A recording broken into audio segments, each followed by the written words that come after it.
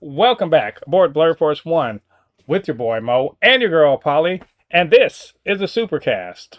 The Supercast where we talk about all things superhero on our pop culture media, movies, TV shows, video games, comic books.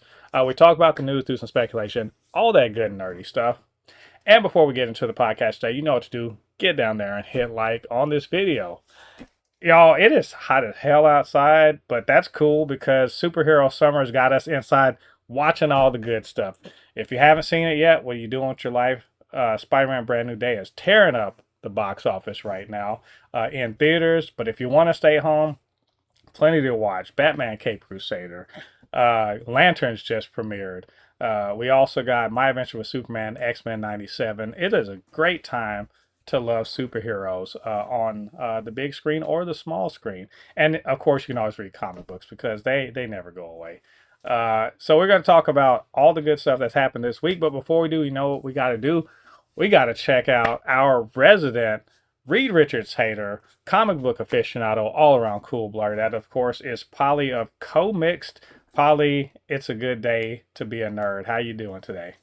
It is a good day to be a nerd. It is a good month to be a nerd, actually. And I've been, reading well, actually didn't read any comics. So, yeah, this week has been a waste in that Wow. regard. But yeah, I got stuck rewatching The Vampire Diaries, which is a Mm. ridiculous show, but it's fun. It reminds me of the simpler days, 2010s. And yeah, this show's been getting me real angry because the way they treat the only black character is ridiculous. Like every time she keeps like disappearing or losing people and stuff like that, and none of her friends are ever there to help her. She just got stuck in a like hell dimension, a prison dimension or something, and none of them were trying to save her. They just went about their day. So yeah, fun show, creepy characters. What else did I do? Watched some stuff. Watched, of course, all the finales, all the important episodes. Did not watch Lanterns because, well, it's not quite available yet for me. And I know what that means. yes, you do. This is a very fancy way of saying it. Uh, but yeah, haven't been able to play anything either because my laptop, my gaming laptop, just gave out. It's been too hot for it, so it I, you one know, of the I think fans I, I one think I of the know. fans died. I think I know what happened. You know what happened? I think NetEase was like, you know what, enough of this. Yeah, they decided they're gonna hit it up. Well, a funny thing, I was actually playing Sims when it happened, so that that probably wasn't NetEase. Yeah, But I think yeah, so. yeah. What else did I do? I was gonna say that. Oh, of course, I've been following like D23 updates, and we're gonna probably talk about that. Most definitely. So Yeah. yeah, that's how my week's been. Yeah. I and my that's just reminded. I'm my bad. I forgot to send you the thumbnails for the for the episodes. You're gonna have to go in blind. It's all good. What I do? That's okay. Yeah. I'm I gonna know. put on my best Daredevil horns and go in blind. Kind of like the ones I had when I went to that Disney store. So we're recording this later than normal. Normally we would do this on a Thursday or a Friday. This is Monday. I've been busy in the last week. If you follow me on Threads, I took my daughter down to her college and moved her into her dorm. That was definitely a thing that happened. It was good. I don't want to say it was a good time, but she's at school now. Her first classes are today, and she's navigating it. She's on her own. Neither her mama nor I are nearby. Already. Yeah, so Like she's why do they start in August? Because like we because of always start in September. yeah, because in America we need extra time to be half as good as you guys. So the Oh ki- yeah, the kids, that checks out. our kids also don't they don't go school year round. So like they got a couple months off. But yeah, so she started class today, and moved her in. It was a thing. If y'all want to have an idea of what I did, just look on TikTok and look up dorm move in, and then you'll see whatever the dads were doing. That's what I was doing. I spent some time putting together various bits of furniture or whatever, and more or less sweating because it was hot as hell. This is in South Florida. It's so hot down there. And I'm from Florida, but I'm from North Florida, where the hot is reasonable. And we're in a heat dome right now too. It was crazy. So, but that was all good. So I Don't was they really have AC? they do, but not outside. So the walk from the car to the dorm room was not it was not short. I did a lot of time walking around in the hot ass Florida sun. It was awful. But I'm glad we got it all sorted out. And I'll see her again in October. So all that being said, I did have some time for some nerdy stuff this week. But she and I were working through Loki season 1 and The Legend of Korra season 1. We have managed to finish both of those. I really liked Legend of Korra season 1. A lot of cool things happening in it. Okay. Apparently, if I stop now, I can have my best opinion of the show, period. But I'm going to soldier through because I want to be ready for Seven Havens in October. So we are going to continue to work our way down that. Loki season 1 is pretty great. I've already talked about it before. I don't have to reiterate it. It starts up very slow the first couple of episodes, but once it hooks you in, it is dragging you along to an immense finish. And also, it reminds me the fumble of Kang is almost angering. It almost angers me how Marvel and Jonathan Majors fucked up Kang, because He Who Remains is such a great final boss, and that the fact that it all worked out the way it does, it makes me mad. He did Anyway, not remain. yeah, it was really good though, and I enjoyed it. Also, I read comic books this week, y'all. Unlike somebody else on this podcast, I read comic books. This guy right here. The shade. It was, to be fair, it was only like 6 issues.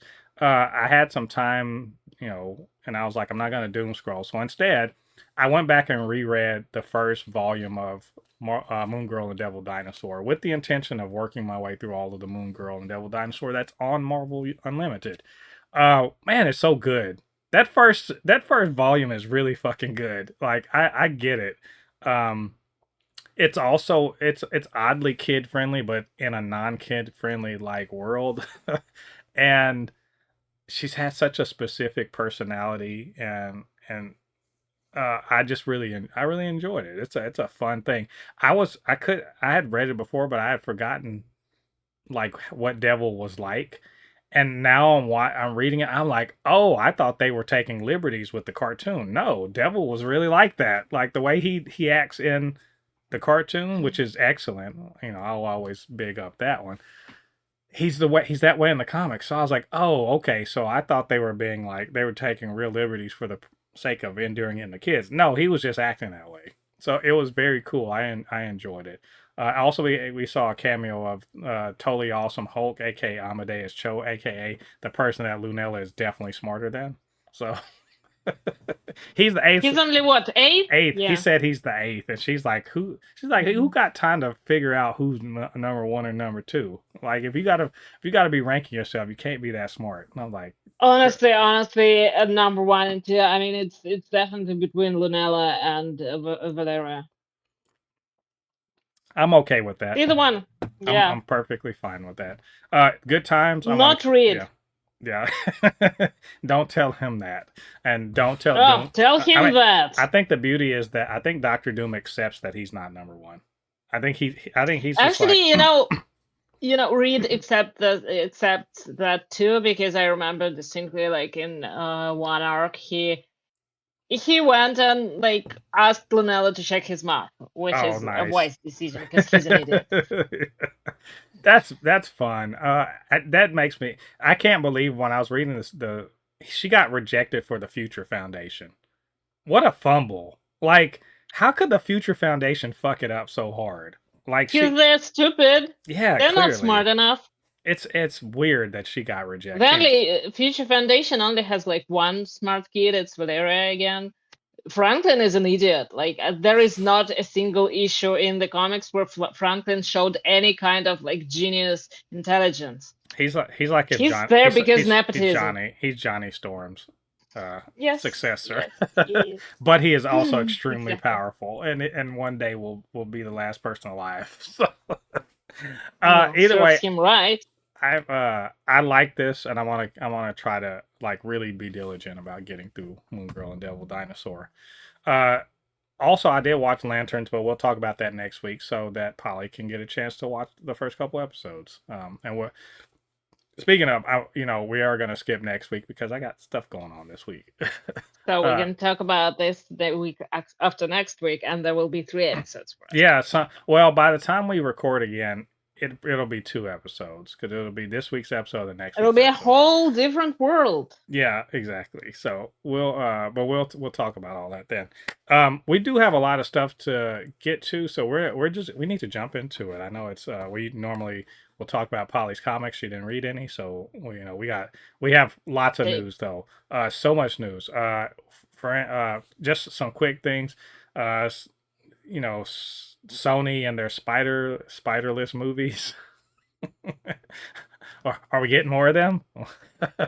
Brand New Day is killing it at the box office. It's past a milestone, but where could it ultimately finish? We got some news from the DCU about a couple of their TV shows and their potential fate. Uh, David Ellison is taking his ball and going home because he doesn't like how mean the lawsuits are against him and Paramount. Then we got news from D23. We got a couple new trailers for some upcoming projects and the casting of X-Men, which blew up the internet. And then, of course, we're going to review Batman Cape Crusader Season 2, the last 2 episodes of My Adventure with Superman, and the season finale of X-Men 97 Season 2. Lots of stuff to talk about. So we got to get into this. So, Polly, you ready to go? yeah. All right, well, let's get into it. Um, at this caption, you can't see this. Sorry, Polly. It says, "Finally, Sony is done with Spidey-Less movies," and the picture is Venom, Morbius, and probably and it's appropriate that she's in the center, Madam Web. This is the triumvirate of terrible.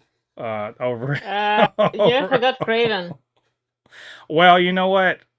Don't even try to defend Craven. Well, you know what? That dude's Russian is still like engraved in my brain. It hurts me. Well, you know what?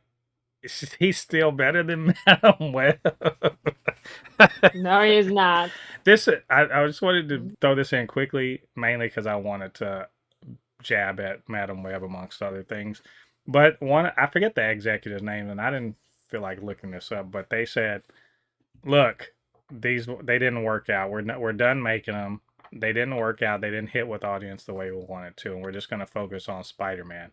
To which I say, why what the fuck wasn't that the mandate from the beginning? Like, at what point? Like, I'm really trying to figure out who thought Madam Web was a good idea. Like, the character itself is a good idea as a supporting character for Spider-Man, but not as a main character. Has Madam Web ever had her own comic book? I'm gonna say Not no. that I know. I'm gonna say no. Even if this is the not Julia Carpenter, not Julia Carpenter's the other Spider Woman, the Jessica Drew version of Madam Web. She was never got to be a regular Spider person first and then become Madam Web. So like y'all are putting the cart before the horse. And also the script was terrible and it was executed badly. But even still, the making movies without Spider-Man sounds good if you think like the best way we can do this is to untether, the characters from Spider-Man so we can so Marvel doesn't have all of the cards in the game. But it's silly. Y'all ceded Spider-Man to Marvel. They kick ass with it. No one wants to watch a movie without him in it. Well, I don't understand what the reasoning was here. But we're not getting any more, and I'd say thank God, because Madam Web You alone, know what? Madam Web alone pisses me off enough to that I don't You want to watch said anymore.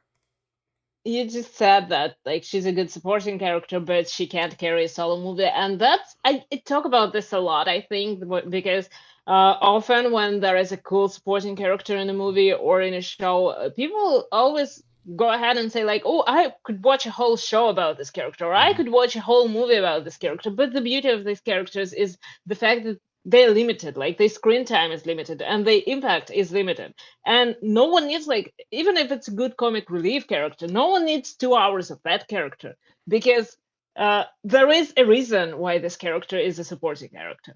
Yeah. Oh yeah, that's the clear case of that. Like most of these characters are supporting heroes or villains in Spider-Man stories. They do not necessarily exist without Spider-Man because he affects every aspect of their being. So yeah, there is no point in creating stories about these characters without the character they were created to serve in the to begin with. Right. And the best they did was the Venom movies. Uh, And I sometimes I never think, watched the third one. yeah, I got so bored with the first two. I never watched the third I one. think Venom got by on vibes sometimes, vibes and violence sometimes, and Tom Hardy basically doing all the work, doing all the work, and I mean in the sense This is that he's such a weird choice. He was such a weird choice for a person who's supposed to play a journalist. He does not have like there is nothing about him that says a journalist. He just does not have it in his persona. It's like you remember that guy who was playing Reed Richards in yeah. Doctor Strange? Yeah, he does not look like the smartest person in the world. That's just it. That's just I can't explain that. He just doesn't give off that vibe. And similarly, uh, what his face does not give off. Tom Hardy does not give off a vibe of a journalist. Because like I know I studied journalism. I went to school with those people who do that for living. He does not give off that vibe. He's just no. Mm-mm. He's just a cool guy. He's a schlubby cool guy that gets powers, which is fine. But like of all those movies, that's the best one, and every other one after that is just failing to like make a case for why Spider-Man ain't in it. So I'm not gonna cry any tears for this. Good riddance. Y'all focus on doing real shit with like Miles Morales and making the Spider Verse movies. Like do something with those.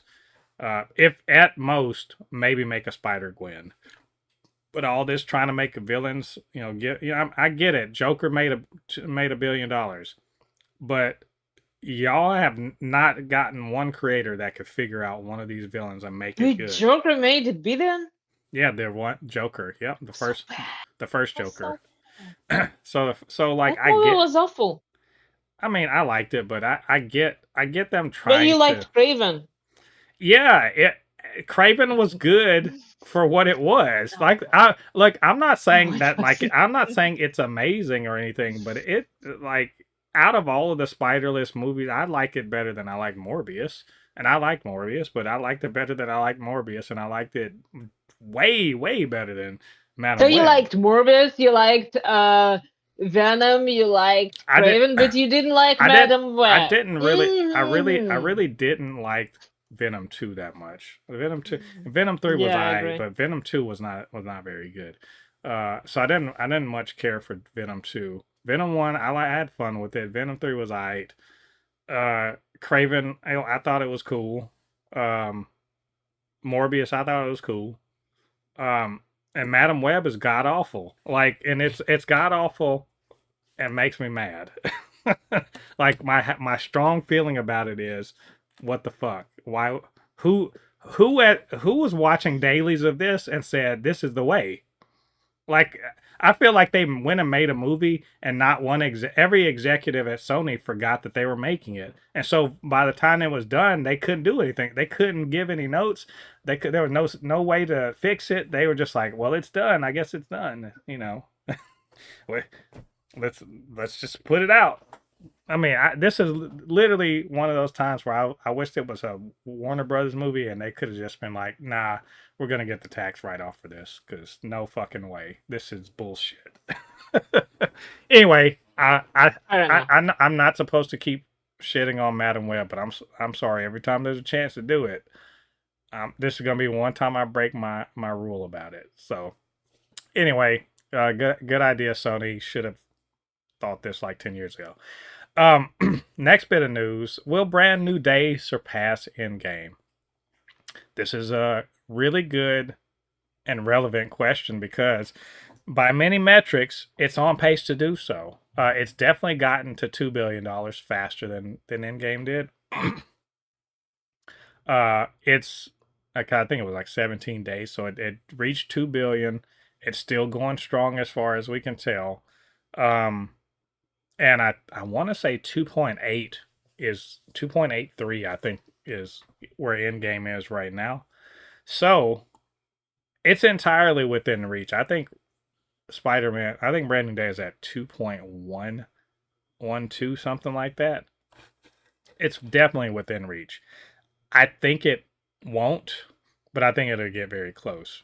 But it's killing it, absolutely killing it. Also, I wonder if it's going to reach. I don't think it will, but it has the chance to reach to catch up to the Force Awakens for the highest domestic box office, which Force Awakens did over $1 billion just here in America and Canada.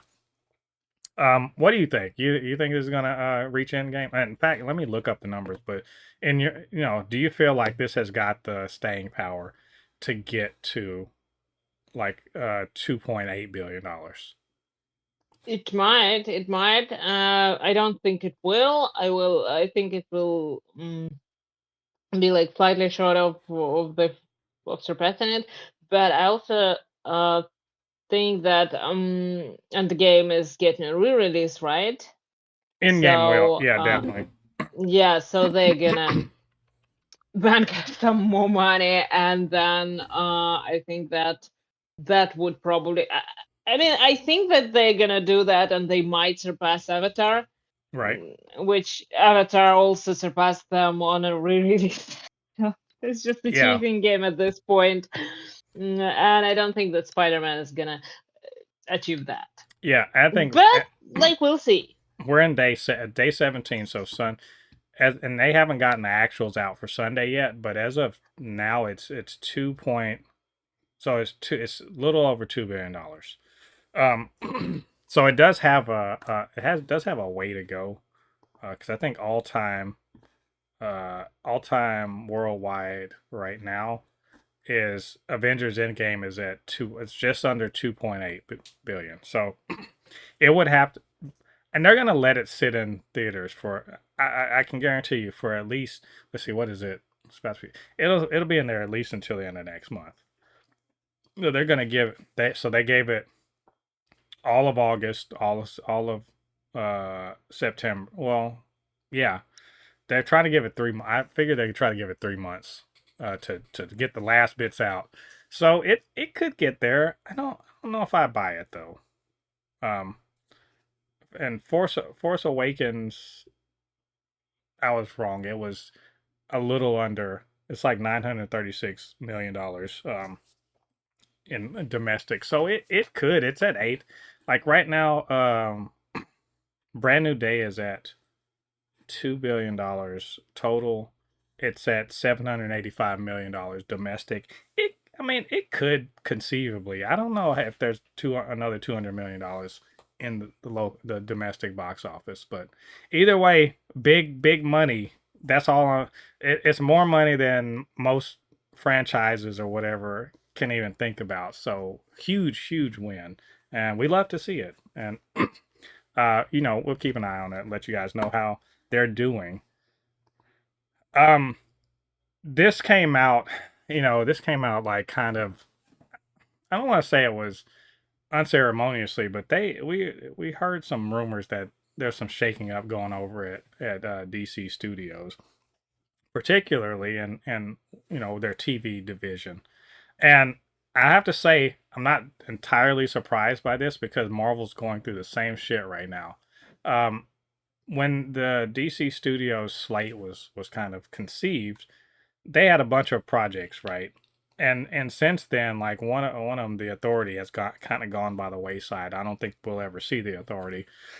But Waller and Paradise Lost were two shows that were kind of building in the background, right? James Gunn clearly wants to continue to work with Viola Davis as Amanda Waller. She's one of the characters that came over from the DCEU, and I think it's a smart thing. I honestly, Viola Davis could play Amanda Waller for like the next 20 years. I think, and easily do it. But they had a whole show, kind of spinning off a bit out of the end of the Suicide Squad and Peacemaker season one that was in development. And the Paradise Lost thing was sort of a lead up to like getting Wonder Woman in. So they were going to do like the Themyscira and kind of the background of that. It was going to be kind of a prequel of sorts for Wonder Woman, but not having Wonder Woman in it. Well, now they're they said we thought they were canceled, but they said they were put on the back burner. So basically, they're still in development, not greenlit, not in production, not in pre-production, none of that stuff. But they're just still working on it to try to figure out where to fit this into the DCU going forward. I have to say, not entirely surprised by this, for the same reason that at Marvel I wasn't surprised when they ultimately canceled Blade, or Armor Wars was basically poofed out of existence, and there's no Ironheart moving forward. Just because like if you're gonna really do something with these things, we're not gonna have to keep asking you about it, right? We're not gonna have to be like, so are y'all making a thing, or is this thing still going? How many times we got to ask you about this? Clearly y'all are not actually gonna make anything happen. So I'm not exactly surprised by this. I'm disappointed for sure because I want as much comic book stuff as I can get. But I have to say I wasn't exactly excited for Paradise Lost because it wasn't even clear what the fuck it was about. They made some vague announcement about it, about what it's supposed to be, but they didn't say what it really was about. And to me, Waller was just like saying you were making Blade. Like, we're making a Waller show. Great. What's it about? Amanda Waller. Doing what? Amanda Waller shit, I guess. I don't know. It's vague. They Mahershala Ali'd her, basically. But the difference is I'm certain James gonna be like, all right, we'll slot you in here and there we're gonna Nick Fury you. You're just gonna show up here and there. So not surprised, but disappointed. What do you say? Not a big lot, honestly. I would have watched those shows. I wasn't excited about them. I mean, Paradise Lost kind of looks like it would have been interesting to explore the world. But then again, we can get Wonder Woman and then get back to this and see if that needs to happen. So. Yeah, exactly. So I mean, again, not I definitely don't care about like a Waller show because again, one of those characters that are best when they're supporting characters and when they're kind of like the antagonist or the obstacle for something. She's good at that. Nobody wants to like sympathize with her because that's not the kind of character you want to be quite with. honest. She's kind of an evil person. Like within the context of the DC comics, she's not a hero. She's never a hero. And at no point can you. The best you can say is, in D&D terms, she's lawful evil. She'll do whatever to maintain order. And whatever, there's a wide latitude about what that is. And we've seen it, but you're right. I don't want them to fucking humanize her. And I hate that, as I see a black woman character not get humanized. But the truth is, no matter what her race was, she was always going to be this person. She was like Yeah. if Nick Fury really don't give a fuck, you know, if Nick Fury extra, Maria Hill, the yeah. comic book Maria Hill. But even Maria Hill had they, you know, at some point they were like, she ain't really that bad. She's just trying to like maintain because Nick Fury ain't here. No, Amanda Waller is like, if Nick Fury was like, I'm gonna take off my limiters, because she'll do fucking anything, and it's wild. It's wild and as a black woman getting to that level of power and influence within the government, she was doing some shit. So but I don't know if we needed to see all that, but if they make it, cool, we'll watch it. Um, so also a little bit of news. We're the ongoing saga of the Warner Brothers Discovery Paramount merger, which by the way is so close to being like good to go, because basically every government that may have had an objection were like, "Hey, it's fine. We're good with this." um, and I have to say, not surprised at all by that.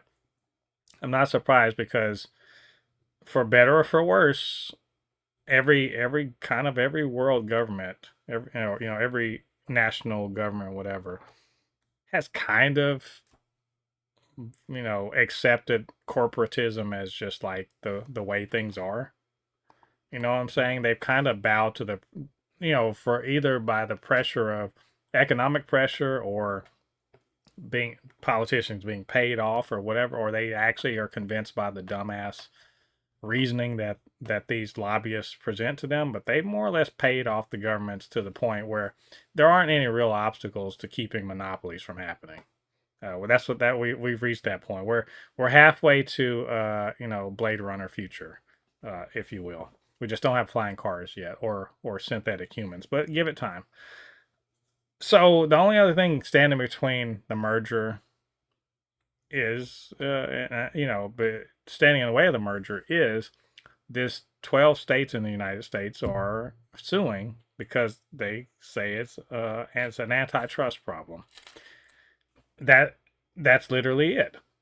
And so David Ellison was like, well, if you guys don't come to the table and negotiate an ending to this so that we can get this merger done, we're just going to pull Paramount out of California and we'll go somewhere else.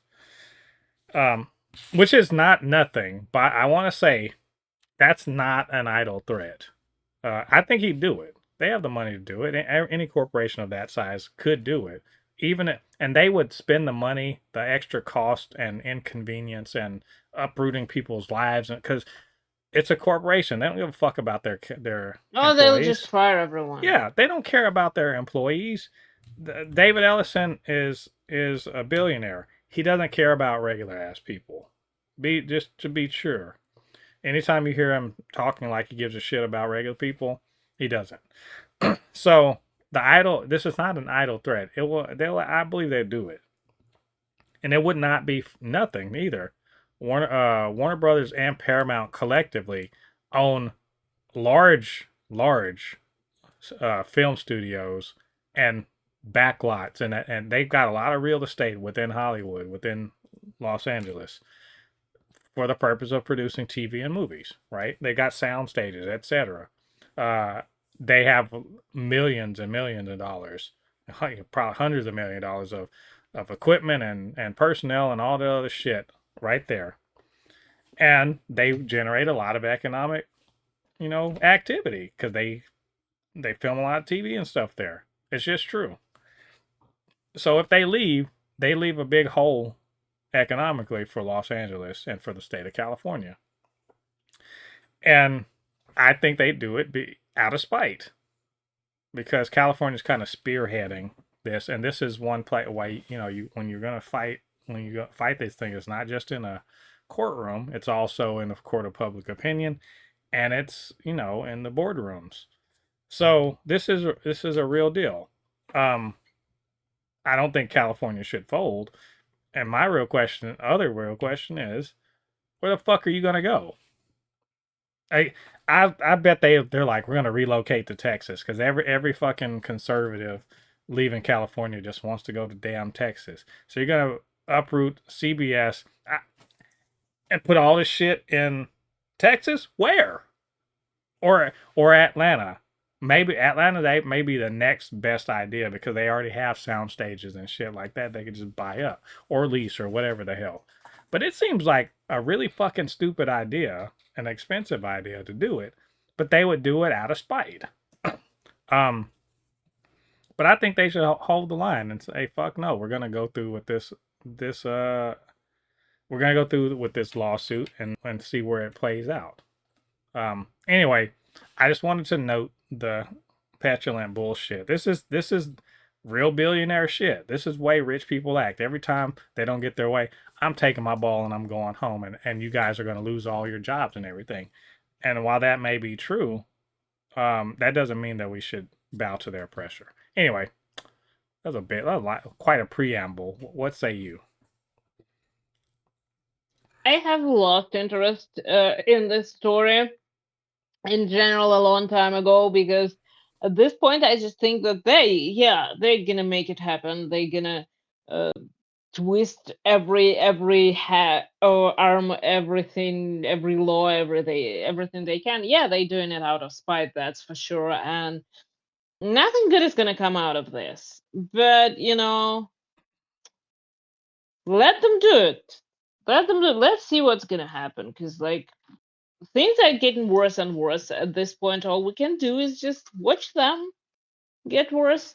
I don't think I think that yeah, even if this lawsuit works out and like they uh somebody's tries to actually stop the merger, they definitely, yeah, they're gonna move everything. So there is no win for Yeah, the other side, not in this, I mean because yeah, money wins, the best doesn't thing really matter. the best thing I can hope is that the lawsuit actually prevails. I have my doubts about it, because I don't think that the government is. You can It, always pay the judges or yeah, whatever. well, I don't think the government is interested in keeping monopolies from happening. And also, if this goes to the Supreme Court, I really know where it's going to go. So I'm just kind of looking forward to. I'm just wondering to myself, how long until Paramount owns Warner Brothers? Because I need to know when I need to stop going to their movies and start going to start pirating their stuff. Which fortunately, pirates are really good nowadays. You can watch the same movies pretty much the same within 10 hours of the movie releasing. So it's not like I won't get to watch the movies. I just won't go to the theater for them. And I've already started doing that with Paramount movies anyway. Like I didn't see the new Jackass. I did, I pirated the was it the Ang movie, and I think the Street Fighter movie's coming out soon. I'll just be watching that on pirates. Not gonna go support them, but then it's gonna be Warner Brothers too. So, uh, either way, I would love to see them. I would love to see them try this, but I mean, ultimately, I don't think it's that. I think it's a lot of bluster. But even if they do follow through with it, I can't wait to see the train wreck of them trying to relocate themselves to another city. It'll be really stupid. And I love to watch the Ellisons do stupid shit with their money. um, so that brings us to, let's talk about D23. Of course, that is the Disney conference for fans where they're talking about all the cool shit that's going on. I'm assuming it's like Comic-Con but like for Disney adults. Does that sound about right? I feel like that. I feel like that's the thing. And I'm sure it was very Yeah. cool. I saw that they did like a little what was it? Was it a reunion or something? Not reunion. It was a thing for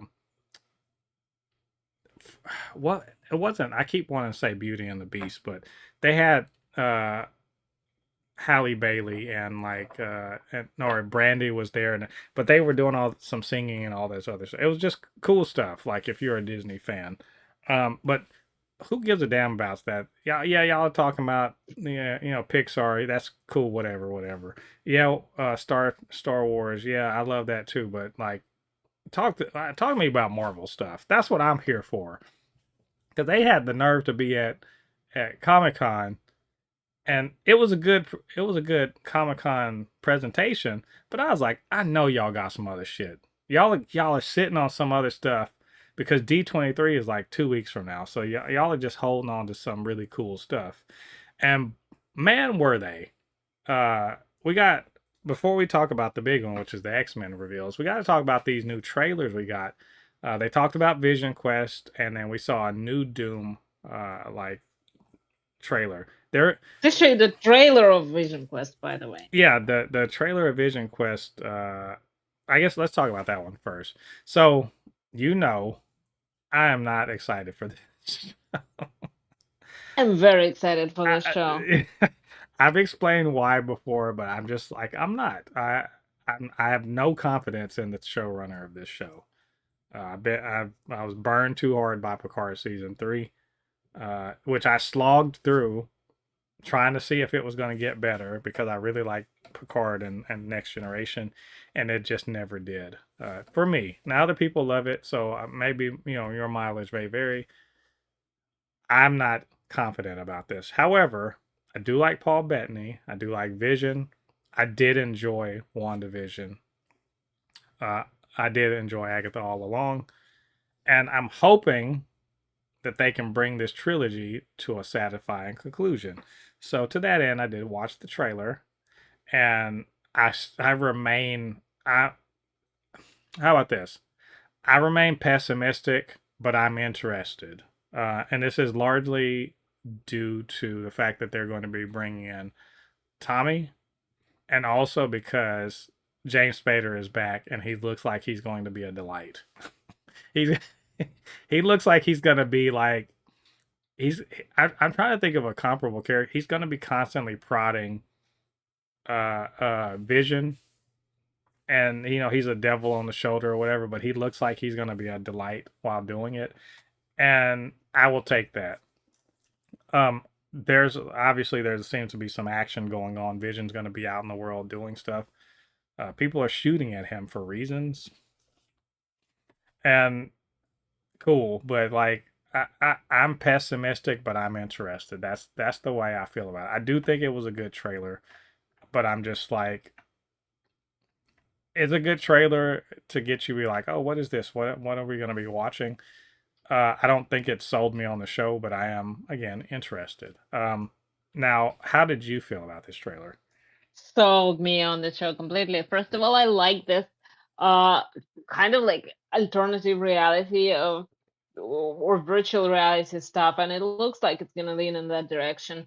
I like the idea of all the AIs that we've encountered up to this moment showing up and like bringing in their parts of the story. If it's done with enough humor and enough action, like interesting approach, I think that is gonna it can be a great show, and I think it's gonna be a very fun show. So I'm very excited. I do love the the image, the still that we saw before with the mansion. Well, it's not a mansion; it's just a house, but you know what I mean. Right. That looks fun, and kind of like I the colors, the bright look of this show is what gets me excited because it kind of reminds me of the Tom King Vision comic book. Right. And I do love that one. It had a little bit of a Desperate Housewives vibe. And I see that they're going, at least they're going slightly in that direction. So I don't know what it's going to be, and I'm trying not to learn too much about it Mm-hmm. because I want to be surprised. So yeah, I'm very excited. But what doesn't make me that excited is that I think that is going to be one of the last shows that we're going to see aside from Yep. Daredevil. So that's quite disappointing Right. because like not Yeah. fair. Yeah, and actually, let's actually take that side street for a moment, or for a few minutes, because this was not something I put on a list of things for us to talk about, but it is kind of something to sort of uh, discuss while we're talking about Vision Acknowledge. Quest. I when they canceled Wonder Man season 2, one of the first things I said, and you can go check my go check my threads. I said this this is, I basically said that Marvel TV is pretty much just going to be an animation house with a few, maybe one live action thing that requires very little CG. Um, because it just makes sense if your TV show, your TV division is not selling product to other distributors, there's no way you make money. So whatever you're basically just making it for in-house consumption. And if that's the case, then it can't be expensive. And the Disney Plus shows are expensive to make. They just are. I mean, I love them, but they're expensive to make. So it doesn't make any sense to make a show for in-house consumption that is hella expensive, and like subscriptions are the only way that pays for it. That doesn't work. So, but stuff like Your Friendly Neighborhood Spider-Man and What If and Eyes of Wakanda, those are much easier ways to tell stories without breaking the bank. And so, and I think it was a rumor or something like that. I don't know if it's confirmed, but they're more or less saying that Marvel Studios, Marvel TV's division is gonna be focusing on how they can do animated stuff and special presentations, and less so on live action TV shows. And so you're right. This Vision Quest could be it. Besides Daredevil, which I think Daredevil is getting a special pass too because Feige personally really loves the show, so they're getting special treatment. But I don't think we're going to see any other live action shows like this. Well, Maybe, I yeah, think that we're gonna have like special presentations, probably something for Jessica Jones and Luke Cage, hopefully. Because again, recognizable characters, definitely like the some of that Punisher treatment. hmm They are recognizable, so yeah, there is a good chance that you can make some money back on that. But and they easier to shoot, they don't require that much special effects, like yep, as far as I know. I don't know. But yeah, in general, this is probably it. This and Daredevil. yeah, So. and but we do have, Animation though, that's exciting because like if they give us more animated stuff, that could be very interesting. yeah. I think it would be more for the characters that are really low level characters though. So, we get to see their stories, but they won't necessarily. These aren't characters that are having huge impacts on the MCU's overall story. Um, we could see the Eternals again in that way. We could see um, Ironheart getting some kind of follow up, which I would be fine with. I think that the fact that it's animation is probably turn people off, which is unfortunate. But if that's the only way we can get more, you know, let's go ahead. I'm as long as they're willing to spend the money on it. But I think things like Your Friendly Neighborhood Spider-Man kind of prove that people give a shit about things. You just kind of have to make sure it's a or X-Men '97. These are successful shows, but I bet you the viewership isn't as high as maybe the online buzz suggests. So it may be more that Marvel Studios has to spend its time really pushing people to like break down the barrier between live action and animated, and start bringing in some of the make some of these animated offshoot projects turn around and influence what's happening in the movies, because that's where it actually matters. So if these characters show up, you can be like, oh well, if you want to know who this character is, you just have to go on Disney Plus and watch that little 10 episode thing or 8 episode thing, and then you'll know, or the special presentation or something like that. um yeah, so I mean, unfortunate but not surprising. um Also not surprising, but very fortunate instead. The Doomsday dropped another trailer, and I think it's kind of genius personally. That Doomsday trailer from Comic Con, excellent. People loved it. People were just like, "This is crazy," but what the fuck's going on? And this is more of a, all right, let's slow down and give you a little bit more about, because we brought Doom out. Now you got to kind of get an understanding of what's this guy on, what's his thing, what's he on about. And so this is very Doom focused, but also Doom is slapping the hell out of everybody. He's got hands for everybody. Anybody who wants it can get it. So and it's also kind of X-Men heavy too. I thought this was a really good trailer. I don't think it moved the needle for me much because I'm already ready. But if I have to step out of my nerd shoes and then think about casuals, this is definitely Why would you do that? This is look, you're a casual, you just saw Spider-Man, you're kind of geeked up for you're like, all right, Marvel, y'all are cooking. Like, what else y'all got? Y'all got a Doom? Because, Doomsday that trailer is in front of Spider-Man. You're like, all right, y'all cooking. What? But I don't understand what the hell's going on. I'm out of it. What's happening? And they're like, say less, fam. I got you. Here is the trailer. Watch this. Get ready. Get yourself hyped. And normally I would say, look, this is in December. Why are y'all doing all this marketing?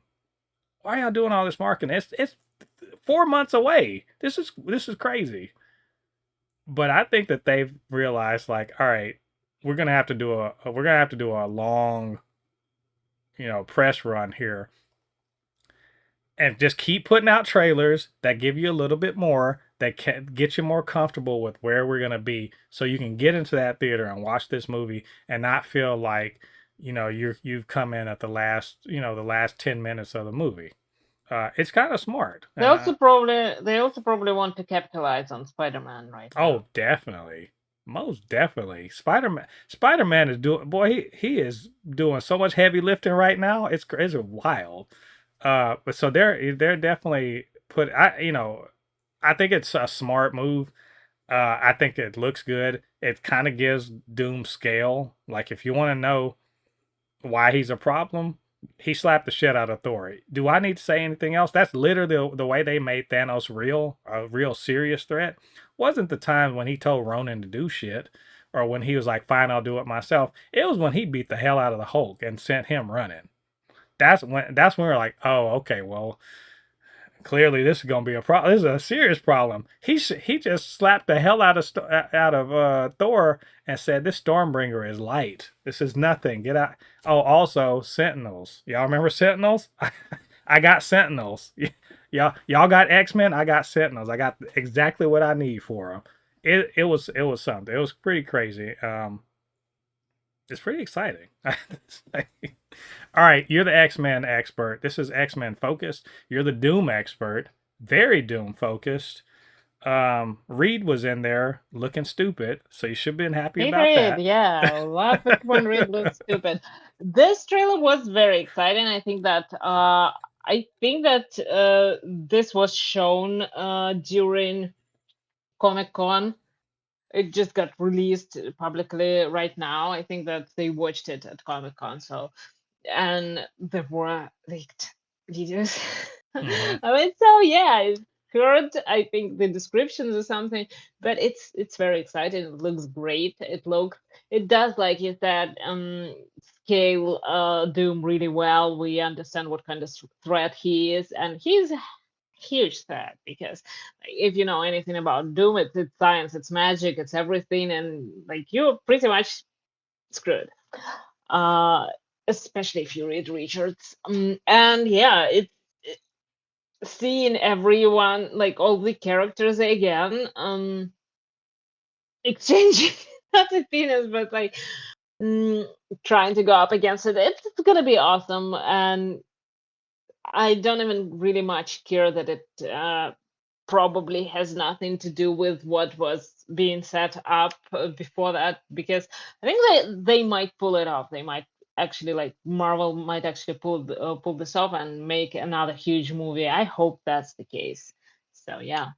Yeah. Well, I think it's a given that this is going to be a huge, like, can we just it's going to be huge. I mean, the question is it going to be good. Yeah. And I think that so far there are good indicators of it being good. Another point in its favor is the fact that this is part one, Hmm. technically, of this arc, as far as I understand. So it's gonna end on a cliffhanger, and that's probably just like Infinity War. Yep. It does, yeah, it has a better chance of being enjoyed by people because there is no resolution. Hmm. Whenever a resolution happens in movies and TV shows, etc., people, half of the people at least, they leave disappointed because that doesn't align with what they imagined.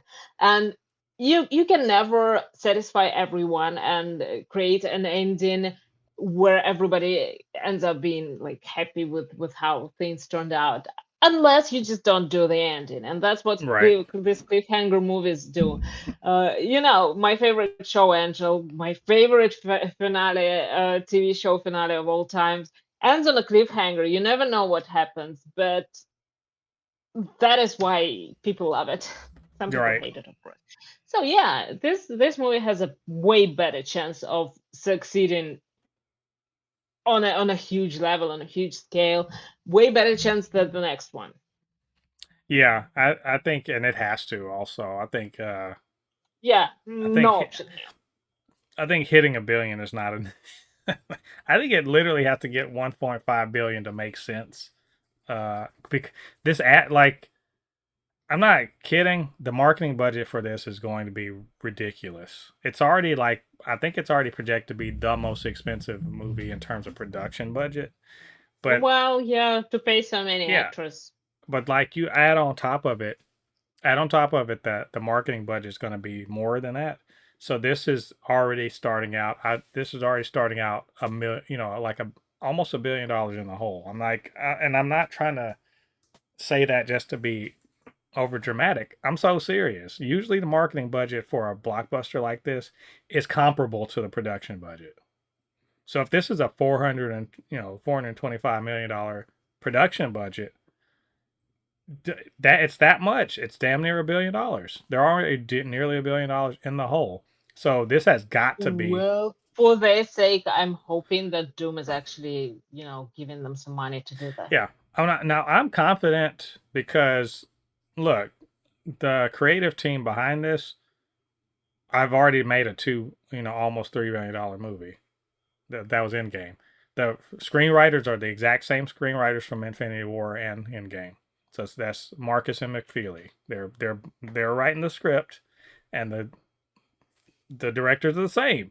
So I'm gonna assume that they got the sauce. It's just, and people are. I really truly think that with the help of Brand New Day just really killing it has really got people like they kind of reignited people. And I think it's fitting that Spider-Man will be the one that kind of gets people to be like, I guess, maybe I do want to see some Marvel stuff again. I do want to see that. I think It that Spider-Man is not the one who's gonna do that, but X-Men well, are. unfortunately, he's not. As far as I know, he's not in the movie, so people might be disappointed. But I think there's Don't tell plenty. them. I think there's plenty there. Like, and I think the marketing team has got to do everything in their power to remind people that, yeah, remember last time we did this was great. So like, just come and do this again. And we'll see. I'm sure we'll have at least two more trailers before December. I figure it's probably the final trailer is probably going to roll around sometime around October. So we will have stuff to talk about, and we'll speak on them when we get them. So that means it's time for us to talk about the D23 X-Men announcements. This is the big boy. this is the big one because we already knew Sadie Sink, right? And they announced Samara Weaving, right? Well, they didn't. Again, they didn't. It was a leak, but it was It kind of a basically guarantee. basically we knew, right? And so far, so we had that's it. We knew Scott too, by the way. Yeah. Oh, they did. That's right. They did last week. They did announce They did not. Again, they did not announce. But like there were trustworthy Right. reports. Yeah, Variety was talking about it. So we knew we had Yeah, and Deadline. we had Cyclops, we had what was it, Emma Frost, Emma and Frost, and we had Jean there Grey. was talking about Rogue too. Yeah, there was a lot of talk there, and there still is talk about Kaylee Spaney, but they haven't. They, as far as we know, she's not in it. But one of the names that was being floated around was Ende Navarrete, of Obsession, a movie I have not seen, but I've heard it's good. Oh, Uh, it's very good. It is uh, very good, and she is very good in it. and yeah, and we had been hearing that she had, had conversations with Kevin Feige, which if you say she sat down with Kevin Feige, that means that they have already decided to put her in something. You just don't know what it is. Like, I let's And it's just a fair bet. yeah, Most of the time, it's a fair bet that it's X-Men. yeah, Like because this close to the project. yeah, Feige was talking about, like, he's been talking since Comic-Con about like X-Men's going to be huge. That's our next thing. Blah blah blah. He even said it before the casting announcements. Like, yeah, we're going to focus on X-Men. It's they got so much history. We just want to do it right. He's saying all the right words. And honestly, no matter what, I know I have issues with some of this their prioritization and everything. I still really trust Kevin Feige when it comes to like the MCU. Like, I just, if he's on it, I'm down with it. Like, whatever's happening, he's probably on the level. So X-Men is the thing. That's their post Secret Wars thing. They're really gearing up for it. So they had an X-Men panel at this one, and as you said, we got three characters that have more or less been officially, unofficially, cast. Known. Jean Grey was the one that we know officially because we saw her in Brand New Day, but Scott Summers and Emma Frost had been acknowledged by Variety and Deadline, so that's real. So now we came into this one being like, what are they going to talk about? Who are they gonna bring out? And before they brought anybody out, as I said, Ende Navarrete was already being talked about. But they had some other names too. People were like, they're going to announce Storm. They're going to announce Professor X, which they did. They announced, and I want Storm to be the last one we talk about. So let's talk about the other ones that they announced. So we got uh, Professor X was cast, and he's being played by Chris Abbott, who I don't know. Ende Same. Navarrete is cast as Rogue, which made a lot of people really mad. We'll talk about that. So let's talk about the non-controversial ones first. Adam Driver was confirmed. We'd heard he'd been talking to Marvel. He was confirmed as Mr. Sinister. He pulled Mr. that bullshit. Sinister, yeah. I was like, you motherfucker. All right, because I was ready for him to be Magneto. I'd have been fine if he was That is Magneto. such an odd choice, in my opinion. I would have been fine with a it. good choice because he's a good actor. Yeah. But it's an odd choice because Sinister is English. Well, you know what? If black British people can come to America and pretend to be from Baltimore, then this guy can put on if an English dude can play Spider-Man, yeah. Well, that's the funny thing because, like, as far as I know, English people, like British people, they have they have less trouble with imitating American accent than the other way around. Well, they have a. So if we're gonna have a, it depends on which accent they're talking about, because true, there are a bunch of, like, my accent, that the one that you're hearing now that I can't hear, is different than someone in New York City, or someone from Seattle, Washington, or someone from Chicago. There's a lot of breadth and depth of the same way that British accents. Yeah, it all sounds American to us. Well, Yeah, we'll hear you like this. Well, like y'all from Texas. Well, yeah, but I mean, whatever you say, all we hear is y'all. Well, that's the thing is, but if you hear a New York accent, a New York accent is not a Texas accent. But I get it there, because like I'm kidding. no, I I know I sound like you know, I'm from a farm in the middle of nowhere.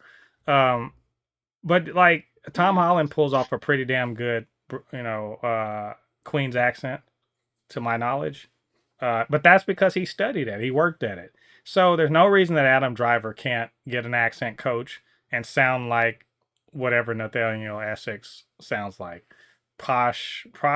Whatever the hell he wants, I'm I guess. assuming not Cockney because that's the fun. Oh, That's I would actually like that. that's the most fun British accent. But no, um, I'm assuming he's going to sound because Nathaniel Essex was a scientist, from the 1800s. So I'm going to assume he has more of an Oxford, accent, Probably, yeah. way Well, more it's posh. doable. It's doable for actors that, I mean, he Yeah, has a lot of time, I guess, before I production mean, starts. motherfucker, if you But could, yeah, I'm saying if you can go hit the gym and get ripped, you can hit the books, and you can hit the dialect coach and get your true, true. accent right.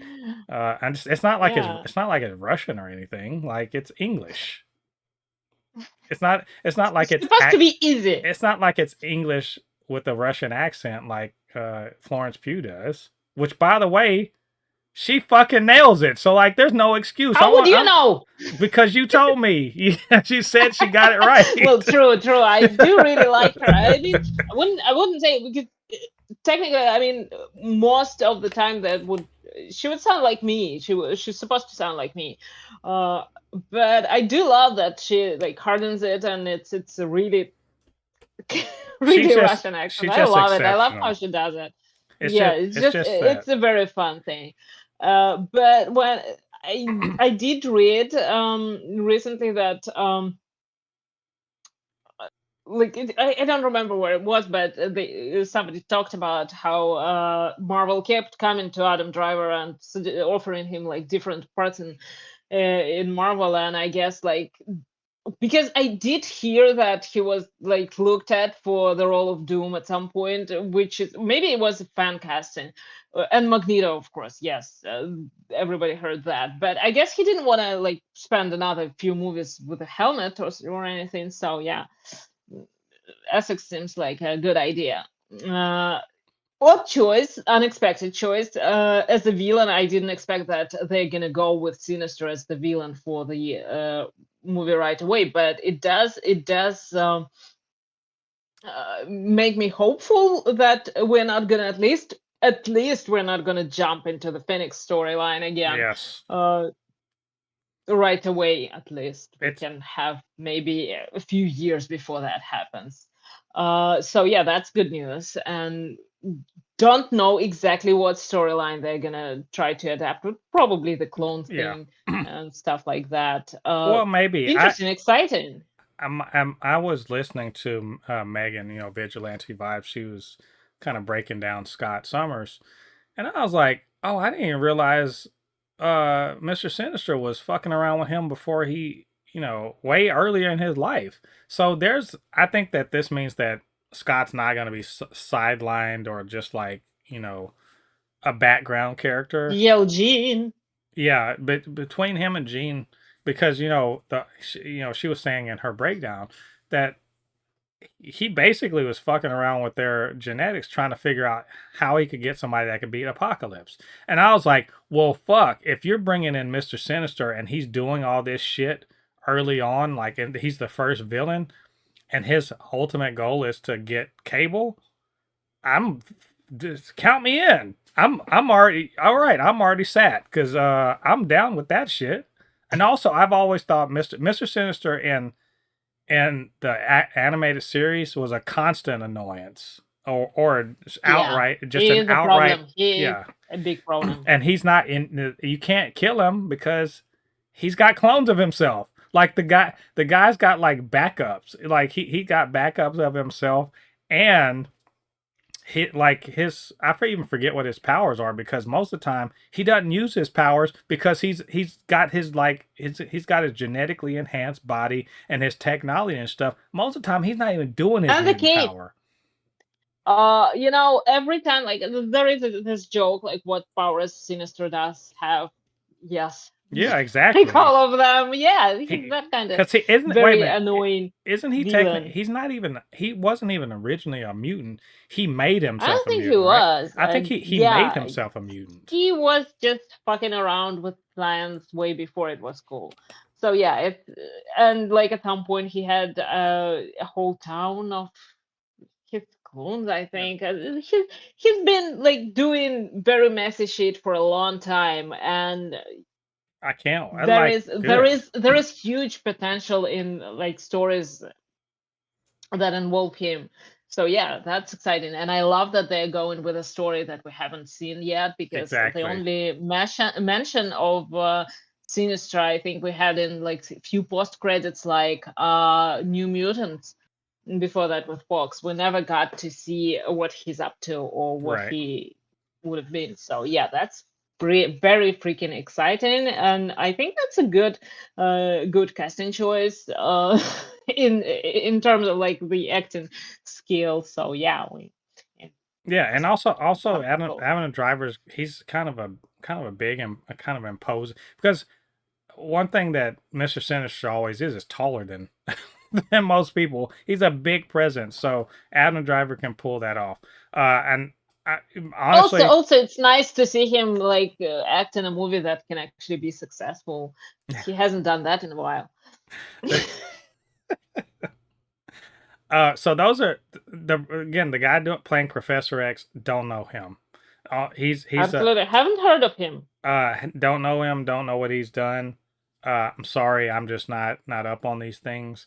But I want to note a theme uh that's kind of gonna go between all of these, except maybe Adam Driver, and even Adam Driver does theater, theater actors, and I think this may be the way forward for This the may be a MCU. play This may and be not an this movie. may be the MCU may be going to poach theater actors to fill out their roster before they're too expensive to keep putting in movies. Um, with that being said, let's talk about the two. I don't even want to call these controversial, but they're more exciting. Indy Navarrete as Rogue. People thought she was going to be Mystique, and she was kind of trolling a little bit or gaslighting a little bit by saying, "Well, I really like Mystique. I'd be interested in that." Woman, you knew you were Rogue a long But time yeah, ago. Get out of to be here. fair, there is absolutely not a single reason why Rogue can't be Mystique. I mean, Girl steals people's powers. she She could can be be, Mystique if she wants and to. so, but they, in a way, I think they're gonna have to cast Mystique because Yeah, if probably. you have Rogue, you gotta have Mystique. Like, Yeah, because her uh, mother. that's And one. technically Yeah. Destiny and technically Nightcrawler. Oh well, I'm saying now you bringing Destiny out now. And Gambit, because Now, like yeah, now we're deep cutting. But yes, if you have Rogue, I don't think you have to have Gambit first off. I think you could have that in a later you do movie. have to have Gambit. You just haven't seen the crowds and Yeah, I know. thousands of Rogue and Gambit fans that would I, like they would be watching. That would be the hardest person to yeah, cast this right is now. true. I mean, if you have to have romantic angle, that is a good one. So I mean, I think we'll see. But this is look again. Have not seen her work, and that's fine. I'm gonna get to Obsession at some point, but I've heard I way do too recommend much. it. It's a very Yeah, good movie. It's I a very good yeah movie. She's very good in it. So yeah, in terms of acting range, yes, she can pull it off definitely. yeah. In terms of accent, I don't know. I think that again, accent coaches for everyone. Well, I was They saved some money on hiring less known actresses. So yeah. yeah, there you go. I They mean can hire all the coaches. they got her while her stock is rising because of Obsession, which is good for her. I hope she secured the bag for sure. But It's also entirely possible that they got her a little sooner than Obsession came out. could be. I mean, that's one That's thing probably what is they did because she became big with Obsession, and yeah. I think that they got her earlier than that. She was in Superman and Lois. I again didn't watch it, but the thing is that like people, we outside, we don't really understand. We watch movies and we're just like, oh, it's a thing.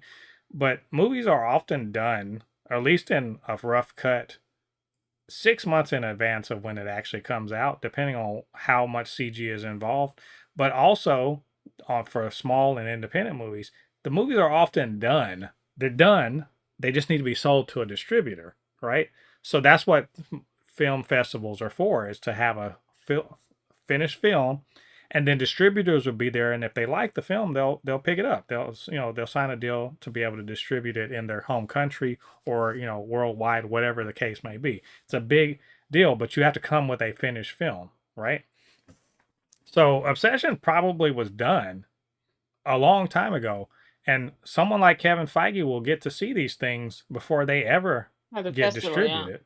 So I'm imagining there are quite a number of executives who saw the movie and were like, "Oh no, we need that," because they've seen the movie a long time ago before any of us saw it. So you're right. They probably did. He probably saw it and was like, "No, we need to talk to her." I Like think ASAP. Seraphine probably saw it. You're right. Let's not disrespect Sarah Haley Finn, who is she's done an such a great an job with absolute Destins for Marvel. goat, an absolute goat Legend. in Hollywood. And I'm sure she saw it and like, yep, go ahead and add her to the roster, because ain't no way we can't let this slip by before she's expensive. Before she is expensive, we need to get her on. So cool. The only thing I saw is people were like, she's not white. Shut the. Oh, two things. One, she's not white. She's Latina apparently. Which I don't know. She looked white to me. If you stand. And second, when was a single moment in comic book history when it mattered that Rogue is white? Well, I will say it. I understand why, because she's a Southern belle, if you will. She's a white. She's as white as you can get in the South. She even got that really thick ass like.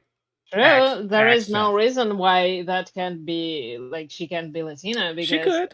First of all, she was not the kind of Southern belle that wears dresses and owns a plantation. She's not that kind of person. She was from a very trashy family. Well, but her ancestors definitely fought on the side of the Confederacy. And we can't even deny that. Like you've seen True Blood. You've seen True Blood, right? Episode 1 and she is Sookie Stackhouse. Like that, she's that was Anna Paquin who was Rogue. I know, you get one, but hey, if you want to know, which by the way, she's from New Zealand. It's just crazy, or is she Australian? Yeah. I think New Zealand. I don't know, but I think so. But she but that's the sort of accent that we're aiming for, which by the way is very easy to mimic. I mean, Lenore Zan is the most famous Rogue. Isn't she Canadian? She's Canadian. She's. I think that I read somewhere again, somebody was defending this choice again, and she's Canadian and originally from a Croatian family or something like that. So it's nothing to do with Texas, nothing to do with South with it doesn't matter. She can do the accent is absurdly easy to do. Any English speaker from anywhere in the world can pull it off. They do it all the time, mocking Americans. So it's it's not hard. and it ain't hard. Yeah, it's not hard. And also Ende Navarrete is white. She's white. I don't give a fuck what y'all say. She's white in the same way. You know what? As long as she can have the white bangs. Yeah. I don't care about anything else. And in the same way that Pedro Pascal is white. I don't give a fuck that he's from a Spanish-speaking country. He's white. So please, enough with the bullshit. That's the dumb that of all the racist dumb shit to have against her. That's the dumbest. She's white. Because if y'all didn't know she was Latino, you'd say she's white. Shut the fuck up.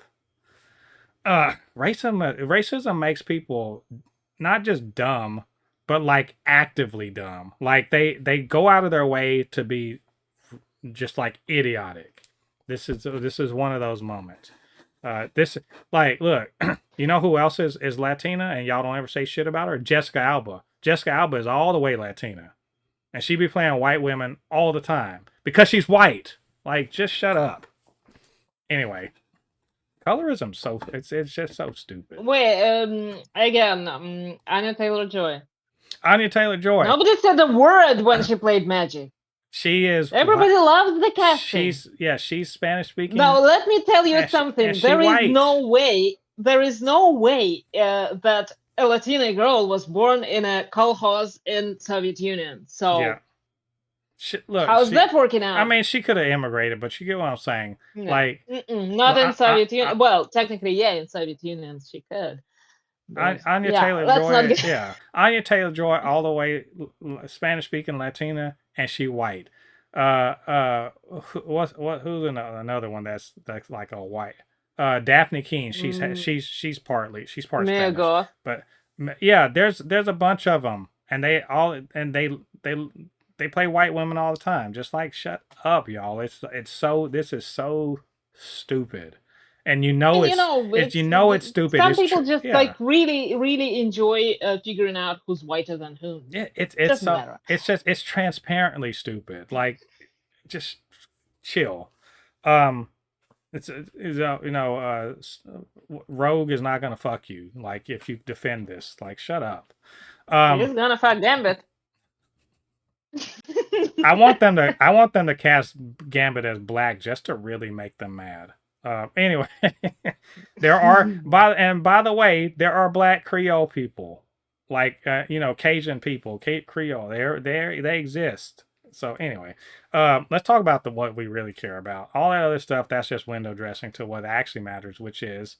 You forgot to mention. Oh, we talked about them already. Yeah, we never talked about Scott, and I didn't see him in anything, but I hear that he's a good actor. Yeah, we talked about. I thought we talked about it on the last episode. I don't remember. Really, Scott is very forgettable. We talked about it last episode, but yeah, he was from Heartstopper, and good for him.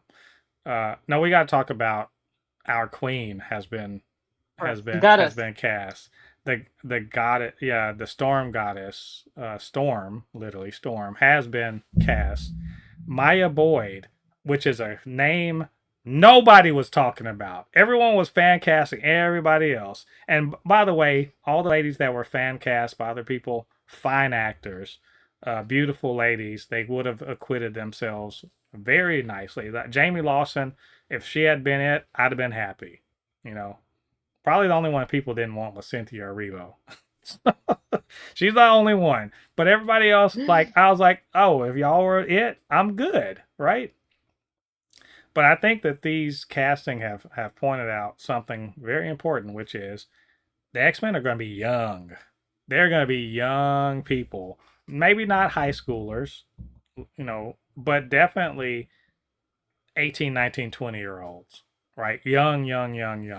X-Men first class. But we did, most of us did grow up in the 90s, so we are not strangers to teenagers being played by 20 years old. If anything, we find it very comforting, and we find it so comforting.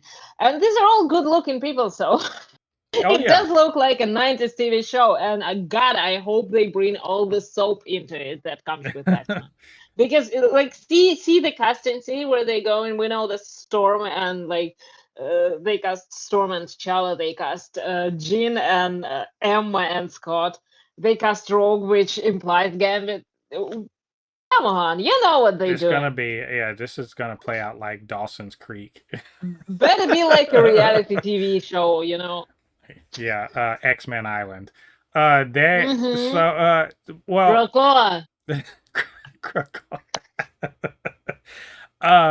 Maya Boyd. I don't know her.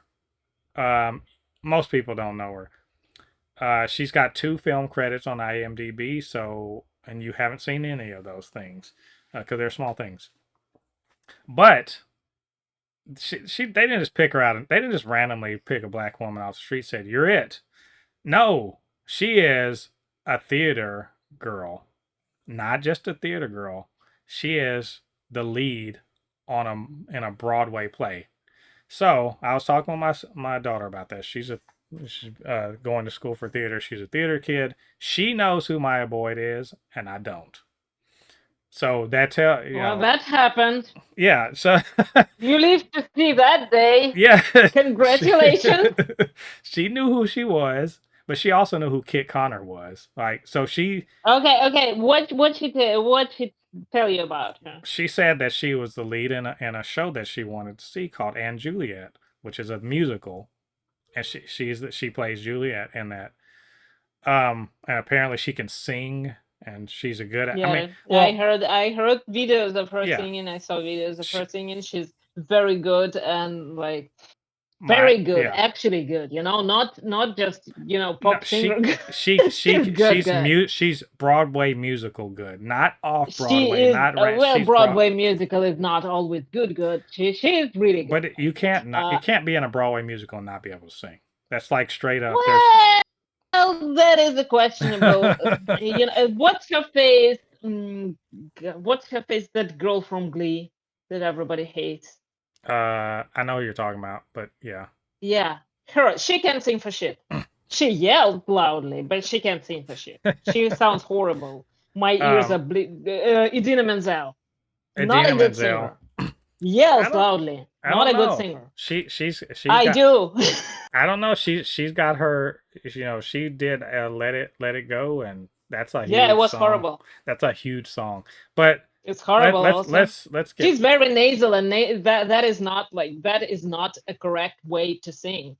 That's just technically incorrect. That's the first thing they teach you in like music school. Don't sing through your nose. well, she, Oh uh, yeah, you don't have to be great to sing on Broadway. also she was in Wicked. She was Elphaba in Wicked too. But Yeah, let's yeah, Maya not Boyd. good. So My Boyd is good. she Uh, also is apparently a trained dancer and she did ballet. So okay, I'm gonna say for first of all, if anybody's downing this, y'all are weird because you don't know her work. So you don't. All you know is that that Marvel caster, which have they fucked up casting like maybe once, but generally speaking, they don't fuck their casting up. That's one. Two, she is the lead in a Broadway musical. That means Broadway is that's it. If you can't get any higher in terms of in um, American theater, there is oh, in no America. in American theater. I mean, obviously, if you go to It's England, like royal theaters and yeah, stuff like that. if you go to England, they have a, but it's comparable. Basically, if you're headlining, if you're leading a Broadway musical, you are not bad at what you do. You're actually very good. Because it's Better very than most people. yeah, you're not just better than most people, you're better than most actors, right? Most of the time, if you have a well-known actor that's from movies that get to be in Broadway, they're there for their name. They're not there because they're the elite, actors. They're good at acting, but they're not elite like theater actors. But Well, she will come back yeah, after playing Storm for like next yeah, 20 years. She's gonna come back to the theater and gonna be like one of those people who come back with a huge star power. yep. And good for her, she deserves it. And by the way, Like she's really talented. I did say before that this would be a theme that runs between these castings. Before she got on to Stranger Things, Sadie Sink was a theater kid. She was doing theater. By the way, other members of the Stranger Things cast similarly were theater kids, right? All of these people that have been cast thus far are theater people. Like seriously, if we don't know them that well because we don't see live theater, they are that's where they got a lot of their training and stuff. There where they made their bones, as so to speak. So I was saying before, It is a little bit interesting to me because as far as I know, like theater has a bit of a different approach mm-hmm, to acting and to like what you do on stage and how it's seen from afar and how it's seen like heard and stuff like that. Right. So that's really very interesting. That has to be quite a collaboration between the director and this actress, and Hmm. I can't wait to see it because like it is so exciting. Interesting. They're It is, yeah, I think very. that Marvel is going to be doing this more often to keep their costs down and also to get talent that isn't necessarily like that. You know what? It hasn't I'm risen not to the sure that top it's yet. not sure that it's only a price related decision, although it probably is like more important because the whole cast is like they're all of them are theater people. That Hmm. is a choice, a deliberate choice. Even Adam Driver, he does play often in theater, and Right. that's like the thing that he does more. And what are they cooking? I can It's I am well, so freaking I think the curious. question also is why does Jake Schreier like he has some input into the casting, obviously. Why is he so keen on theater people? This is a collaboration with the director. You know, all of this. What is he looking for? And that's a good question. I wanted to so we can finish off the Maya Boyd bit. I love this for her. She seems like a lovely young lady. She's beautiful. She's talented. Stunning. She's even it looks like she's got height too. She got a bit of height on her, so she's gonna be taller than all of the than most other ladies in the cast. Um, she's got a fresh face, so clearly this is not gonna be the Halle Berry Storm. You know, the one she's gonna be a younger Storm. Um, there's some colorism going on, which is fucking stupid. It's just as dumb as the Andy Navarrete shit. Um, people are like, she's not dark enough. It's, Uh, is she my color? You see my color right here? Is she my color? I, I'm not light skinned. We're the same. I don't see color. She, she, it's so weird because people are like she's not dark skinned enough. What you people, and I mean that pejoratively. You people cannot be fucking serious, and you can't just be happy that shit is happening. She's They not. don't want to be happy. They had the fan casting and they upset just because they want to be upset. Yeah, it's just like it been Deal weird. with it. Like it's an internal problem. It's a you problem, obviously. And I'm talking to the people who are upset. It's a you problem. Deal with it, please, for the love of Yeah, God. them saying she's not dark enough is weird. Like in the comics, she's just brown skinned, like me. She is different Like colors in the comics. There are yeah, so many it different depends. Yes, artists that they took different shades from. Sometimes she looked like me with my complexion, with some and character, her hair, some artists. and So she certainly got her. She's always been got that long ass white woman hair. You yeah. know, But I so hope that they're not gonna go with it because like it seems like my boy she wears her hair natural, and I think that which would be mm, it's gonna have to be white. So like she's gonna wear a wig. Let's just accept that she's gonna be wearing. definitely, but it better not be a straight wig. Yeah, it's well who knows? It's gonna be something. But this colorism shit it's just so weird because calling her light skinned is bullshit. Like, look, Polly, you're light skinned, right? You're Well, light I'm skinned. also mixed. Well, yeah, I get that, but I've known more than a few black women who are not mixed as far as we know, two black parents, and are the same skin tone as you are. Because, rape and stuff and during slavery. And among other things. So it's entirely possible for Storm to be light skinned like you. But the idea is, oh, she's from continental Africa. There's not going to be all that miscegenation and shit going on. She wouldn't be light skinned. Her Okay, father is American. yeah. I mean, but Her father is American. Her mother is not. I mean that The mother I get it, Spanish. and the idea. Or the yeah. Well, no, I mean I get what you're saying. Like it's possible she could be light skinned, but traditionally she's mostly brown skinned. My boy's brown skin. What the fuck is the problem? Except y'all are being weirdos. Like, Oh yeah, you know what? If somebody wants to be upset, let them be upset just quietly at home. yeah. Argue with your mama. I'm But honestly, yeah, uh, the girl looks absolutely amazing. She looks like Storm. I was fan casting Jamie Lawson, but I'm really happy with this casting. She looks gorgeous. She's trained for it. I don't have any complaints, and yeah. I'm a huge Storm fan, so. Oh yeah.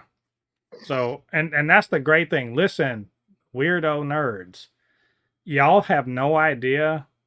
Polly will out nerd you about X-Men any day of the week. She's forgotten more about X-Men than you know right now. She knows these That's characters probably true. inside and out. I'm not kidding.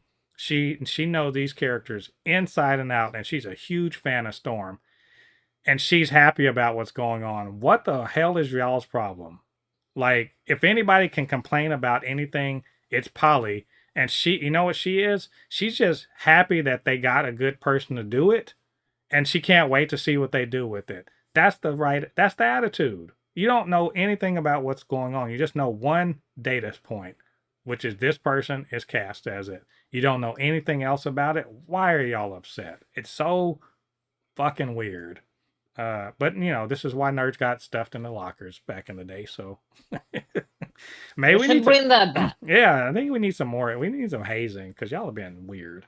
But like this time, I think that it's gonna be like gym lockers, in local gym. Yeah. Hmm. And it's gonna be harder. Yeah. That being said, Nerds go to gym these days. I'm just happy about this. I love it. Congratulations to everybody who got cast. You got I hate to say it, you got a lot of weight on your shoulders right now, but y'all are all Oh yeah. you're well trained and well accomplished actors, so I Now know. the only thing now to worry about is that they don't fuck it up. Yeah. Not the actors, because the actors are not gonna fuck it up. This screenplay writer, Yeah. the directors, and don't be sidelining Storm. Don't make her make ice for drinks, because we're Mm. not gonna have that. Do better, do great stories, and don't come back unless you have an epic, absolutely amazing, mind-blowing X-Men movie. Exactly. Yeah, we'll look forward to it. We're going to keep an eye on this. They We'll be confirmed this is watching. coming out on May 5th, 2028. So we got a couple years, but and actually it's less than a couple years now. So we'll see. We'll talk about it some more as we get more information. It's time for some reviews. We got to review Batman Cape Crusader season 2, which is 2 weeks behind. We should have done this a while ago, but they made the mistake of dropping all their shit in a terrible week. The week of Brand New Day, and other things are running. Look, they didn't plan to do it this way. I doubt that at Prime Video they were like, let's just throw this into the meat grinder and see what happens. But it got thrown in there, and unfortunately got kind of overshadowed by a lot of things. But Polly watched it all. I finally got around to watching it all. And other people have clearly been watching it all too, but not as many, I think, as the first season. I think this may be the last season of this show, unfortunately, because of reception. Not because it's got bad reviews or anything, just because people are just I've got kind of missing it. timing. Yeah, it's bad That's bad timing, yeah. and like just not as many people are watching it. It's I will also say it's not as cool in the zeitgeist as maybe an X-Men 97 or even a My Adventures with Superman. Uh, because it's very much a throwback to the Bruce Timm, Batman the Animated Series. And it, for better or for worse, kind of appeals to old dudes like me.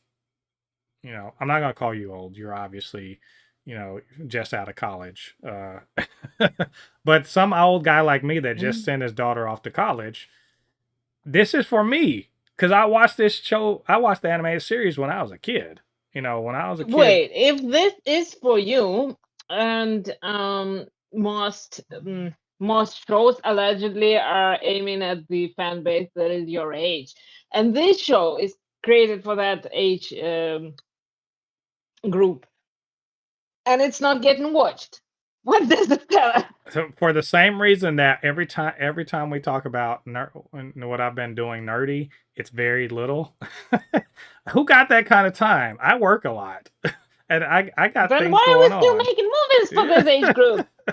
I'm actually we joking. Yeah, no, you keep I talking. you have a good point, which is this is a nostalgia show, and by the way, first season was great. I loved the first season of this show. And I was just really looking forward to this. It just kind of like all dropped at once, and I hate that. Like I'm at the point where I want to watch this once a week, just because I don't have time to sit here and binge this shit.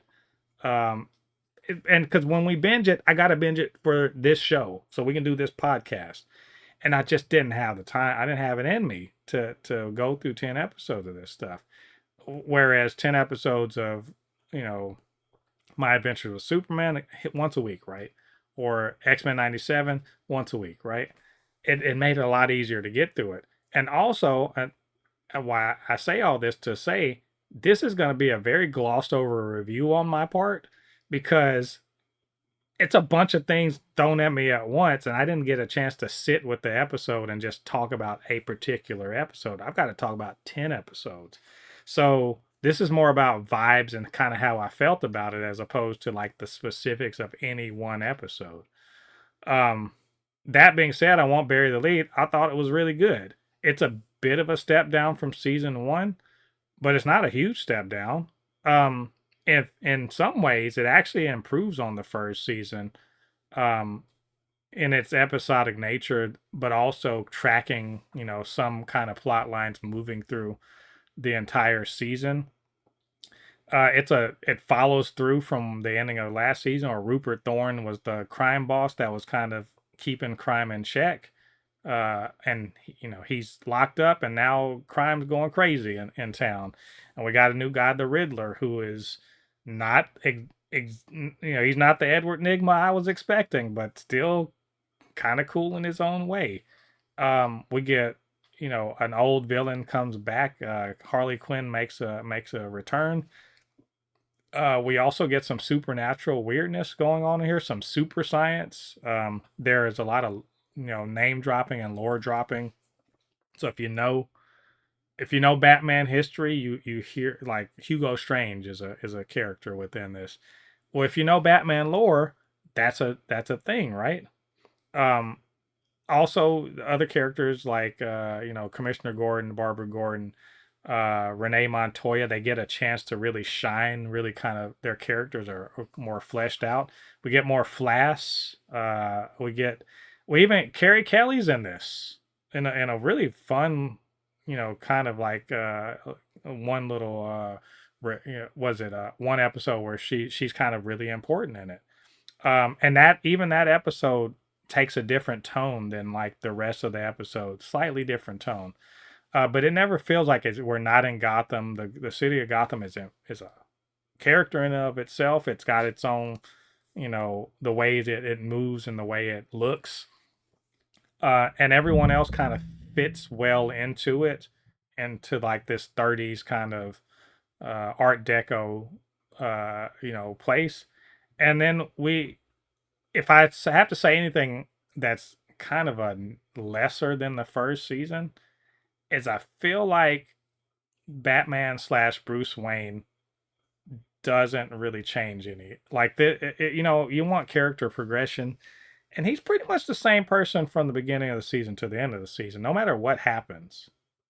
There's maybe only one episode where I thought they had a chance to sort of explore his character a little more, and that's the episode where he goes undercover in Blackgate Prison as Matches Malone, trying to find out who the Riddler is.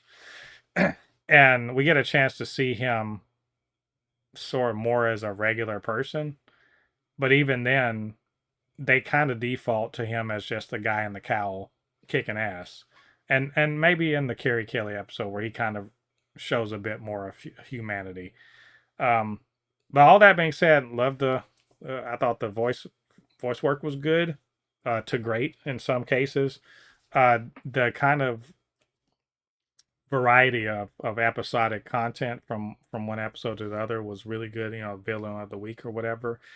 Kind of a good Batman sort of rogues gallery where some is just regular people with guns, you know, to all the way up to the Joker that they teased at the end of the last season, and his there's super science, there's supernatural weirdness, um, there's there's all sorts of like scenarios that Batman can kind of fit into and kind of use his powers or his particular brand of crime fighting to deal with, and it doesn't matter if it's supernatural or not. He can put his hand to it, but it's also that the fact that it's not just a Batman story. There are other characters do get to shine, and it's got a really great finale.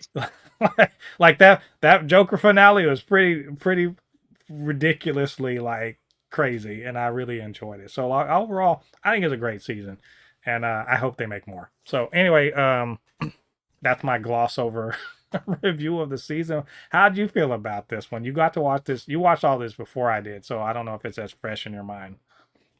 It is more or less fresh. I really enjoyed this season because first of all, I love how this show creates the atmosphere that it's going for, like the beginning of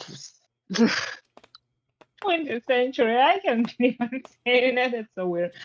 The 1900s, you could And say. And have 1900s, yes. have you encountered any young people being like, "Oh, you were born in the 1900s," and you're like, you know what? No, fortunately I don't talk to them because Oh like yeah. they terrify me. If they say that, I don't know what I'm gonna think. But yeah, so 1900s, yeah, those were the days. And I do love this style. I think that it works so well with the character, and it's great to come back to that world because I did love all the takes on the characters, on different characters, and in this particular season, the stories. I love the stories, the detective element of them, um, the again reimagined villains, everything, and like voice acting, music. So yeah, can't go into details in particular, but obviously they did revert to the probably favorite Batman villain of like any story, to the Right. Joker, because no, nothing can happen without him. Hmm. Even though they've been doing well so far, so wasn't really necessary, but it was again a very good take, in my opinion. And different. Who else? Oh, I loved Harley's story because, Yeah. yeah, she was not just a villain or just, you know, she did get on her redemption path of sorts. Mm, so that happened. So much fun. It was actually, to me, I'd say that I love that it was released all at once, and it had a really good pacing, which is something that we're gonna talk about a different another show, which kind of fucked up with that a little bit, in my opinion. But this show, yeah, it had brilliant pacing. It had really well developed stories, and the atmosphere was created perfectly. Hmm. So if this is, I do hate that this show, like you said, it's not talked about nearly enough, and I've noticed that too, because we talk about the more interesting, more exciting things that are happening, like X-Men releases and announcement, and it's kind of like slipping through the cracks, and we're not talking about it. So I hope that people are still watching it, because I want there to be a season 3. Mm, and you know what? I don't care if it comes out all at once. I just, as long as people watch it. It's a very good show, a very well done show, and yeah, it does give you a bit of this nostalgia for the animated series, but at the same time, it's a different thing. It's its own thing, and it's well, I just don't want this to have to continue as a comic book, because it was it would be more forgettable that Hmm. way, unfortunately. But yeah, I really hope that they continue with that. Yeah. So good. Yeah, Loved it's it. I think the idea of really kind of going back, this is the 30s version of Batman, but he's the Hmm. 30s version of Batman with the 50s ethos where he's not killing, he's not going to shoot anybody, he's just beating the hell out of people. Uh and so like, you can have a Carrie Kelly in there where it's still, because this is such an adult show, you see blood and that people are getting shot left, right, and center, and nobody's safe. Like, every time you think, oh man, this is a villain he's gonna have to keep dealing with. Oh, never mind. Forget that guy's gone.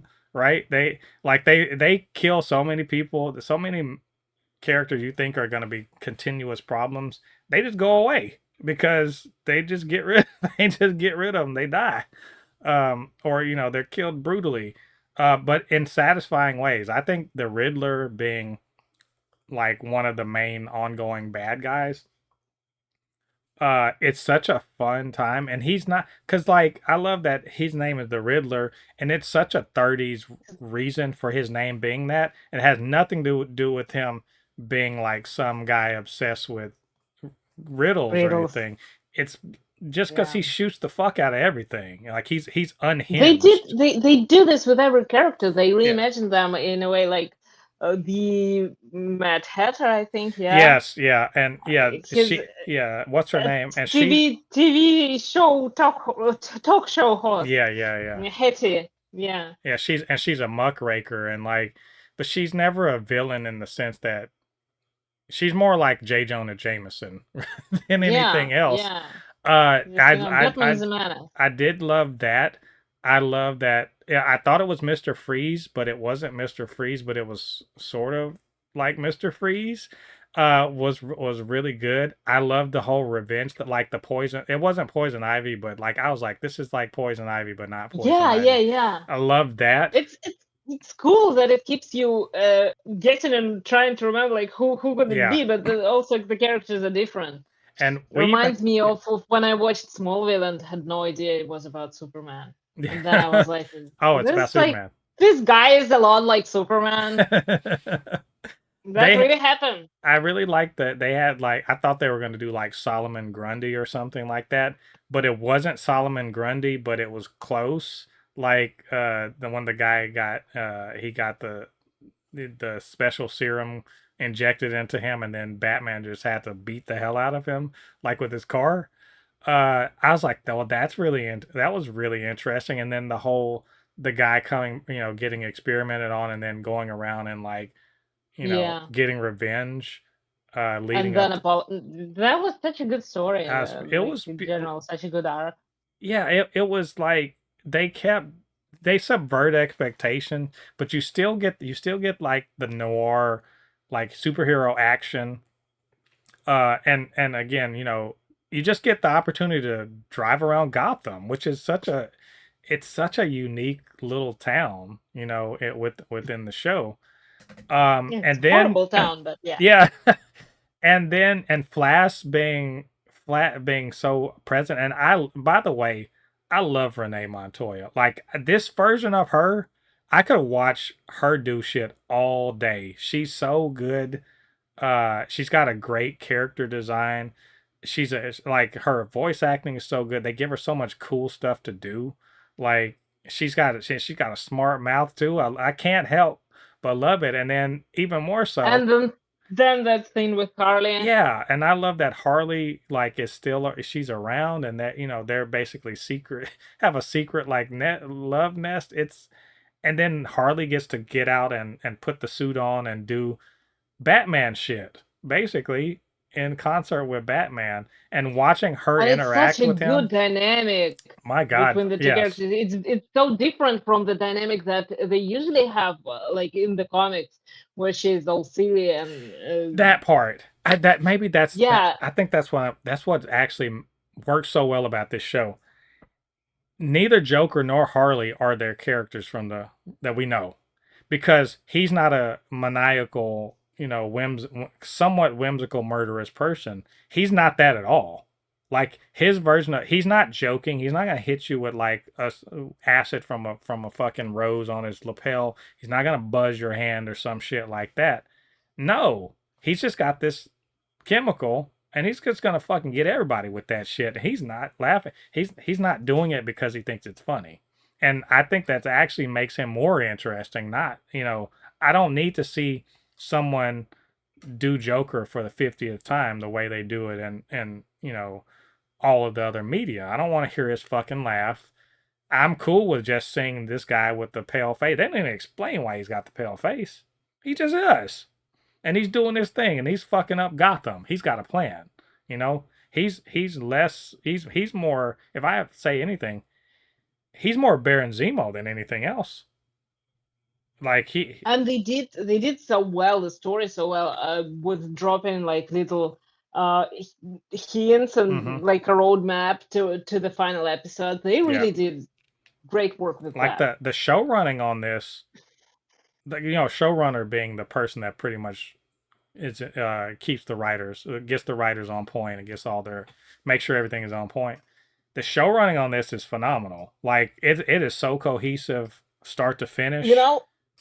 We can complain, a lot of us like complain that X-Men is short, like the seasons are short, but in this case it's 10 episodes, but at the same time you get a lot of story told, and the story is told very, very well paced and very coherent. Yeah, it's like the show running, the writing, like they got a good thing here. I just hope that Amazon will have just have confidence in it. And it's hard. I know it's animation. It's hard to really like. It's not expensive, but it's hard to still justify it if it's not getting a big audience. But like this is really quality. Like this is high quality superhero TV. And if it were live action, people would be like throwing themselves on the ground, like they'd be like, I can't believe this is how amazing this is. But because it's animated, it doesn't get a second look, and that's crazy to me because, like, you can't. This is some of the best Batman storytelling. I think that the animated series is considered to be like one of the best example of animation, and that works equally well for adults and kids. So it's confusing to me. Like, people, please watch more animation. Yeah, watch this not show. just anime. Yeah, watch this show in particular. I think it's absolutely. great. Let's hope for some good news, and we'll keep an eye on that, and we'll review it in the future. Let's talk about the other show that's getting kind of like not as much viewership because it just came out at a weird time. Just like that, this is not the time. We're going to review the final 2 episodes of My Adventure with Superman season 3, which is all about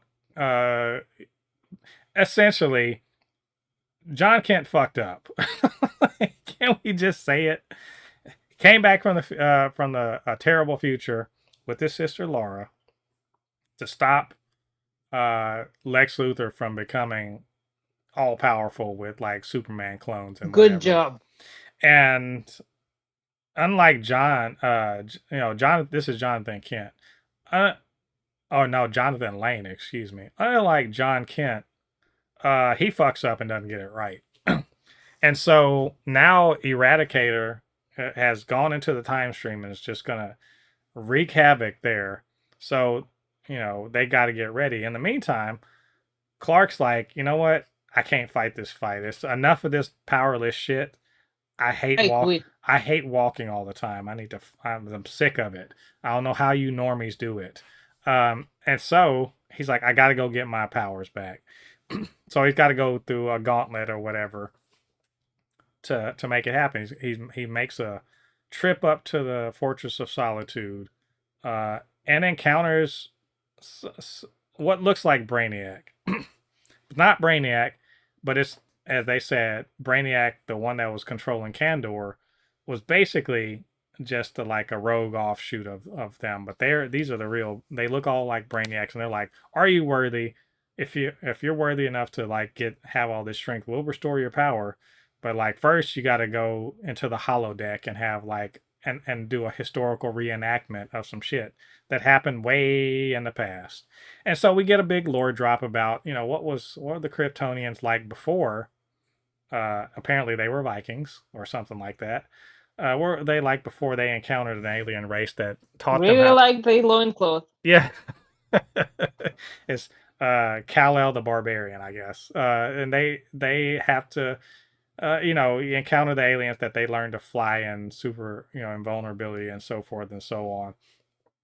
And so it's just a whole exercise in damn Clark Kent, you're just a weakling. You're no wonder you guys lost. You lost your powers. You're lame as hell. And he's like, well, actually, my human. It's very Superman. James Gunn Superman. Well, actually, my power is the fact that my humanity. And we get to look. We knew where this was going, and it's fine, right? Every time they're like, destroy your enemy, he's like, I'm just gonna help him up because like I already beat him up. What's the point? What's the point of that? In fact, I would say that a quote from Apocalypse is pretty apt here. Only the coward feels mighty when stepping on ants, right? And Clark Kent is just like, I beat him up. I've subdued him. I'm just gonna help him up. How about that? and the Brainiac robot's like, but you're supposed to crush him. What are you doing? What's happening right now? Does not compute. Meanwhile, the Amanda Waller's like, well, aliens are coming. I guess we better get some guns or something. I don't know. And also, I'm commandeering your Kryptonians. And Lois is like, no, you're not. No, you're not. Those are my kids. You can't just tell them what the hell to do. I'll tell them what to do. How about that? I'll tell them what to do. And Lex Luthor is like trying to fix his fuck ups. And they're just getting ready for Eradicator to come back. And then he comes back and Jonathan Kent fucks up again. He's just like, yeah, but, and then he complains that he's not good enough. Yeah, Yeah, he is like awfully petulant. Like, but as annoying as it was, his always been like, I'll do it myself. All that shit. It does pay off. I'll give him that much. Whoever was writing these episodes, they were like, just trust the process. You're not going to hate him forever. Just like, we'll get you to the end. Just like, please wait to the end. Wait till, you'll see. You'll see what we're doing. And to that end, it's very successful. Like, they're getting their ass. This is a Dragon Ball Z. In fact, I was watching the final episode, and I was like, y'all like, let's do a Naruto episode, because there are a couple things like when Lex is sitting up there trying to retake control of the Eradicators.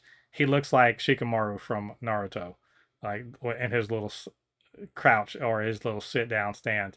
And then there's a part where Eradicator's like, he's caught all of the clones that have been repurposed, and he's just doing like this. And I was like, you guys are so anime, it's crazy. But we find out, about basically that, the Brainiacs are really they're kind of the digitized personas of those aliens that crash landed on Krypton and, gave them their power or whatever. And he kind of wins, Clark kind of like wins them over and gets, what's his name? Bizarro, who continues to be a delightful character, to basically, they all like, yes, we're going to all just go back and help them. And actually, maybe kindness is the superpower, but also we kind of need this son that, which apparently is sentient. It's weird, to give you your powers back. And meanwhile, back there, everyone is just kind of getting their ass kicked. But Kara has a can-do attitude and convinces them, let's just continue to fight. And I've been wondering, when are they gonna get their little magic girl moment? Just like Clark's gotten like several, Sailor Moon moments, right? When are they gonna get their Sailor Moon? Okay, here, this we're gonna get their Sailor Moon moment, and they're all different colored. So I'm fully expecting them to all have skirts of different colors, like Sailor Neptune or something like that, and they could just kind of like kick ass. but not enough. Not enough on their own. They need our boy to come back. Now he's got some dope armor, and he's just like, all right, I'm gonna be. I'm here. You guys do your thing. I'm gonna go beat this guy up. And it turned into a Dragon Ball Z fight. When I am not mad about it. Um, and ultimately, he's just like, why are you're just doing all this shit because you're afraid? Like, you don't have to be afraid. We can do this alone. He's like, nah, I'd rather die. Fuck you. and and he dies. Uh, but in the meantime, we learn, you know, what we do. We learn something all about ourselves. And that through line I said was important because Jonathan Kent is so mad that his dad died and left him to shoulder responsibility. So like you see Laura come out and she's just like she's already had a chance to bond with her mom. Now she gets to see her dad and she just runs into a hug immediately. And I was like, oh, okay. I was like, having just took my daughter to college, that really hit me. Like, I'm not gonna lie. I was like, all right, you're making my tears start up. All right, cool. But when Jonathan was trying to be like, I'm really strong and I'm like, you weren't there, and you could hear it in his voice, right? And then he says, I'm sorry you had to do all of that. You shouldn't have had to. You've been very brave and very strong. You shouldn't have had to do it alone. You don't have to do it alone anymore. We can do it together. He never said Clark never gave him shit about anything. He said, I understand, and you did what you could, and it's been hard, and you shouldn't have had to. You were too young for that. But we're here to, and we're gonna do it together. And all Jonathan wanted was a fucking hug from his dad, and he got it. And I was like, all right, well, I'm gonna lose it right now. Sorry, I'm not gonna keep it together.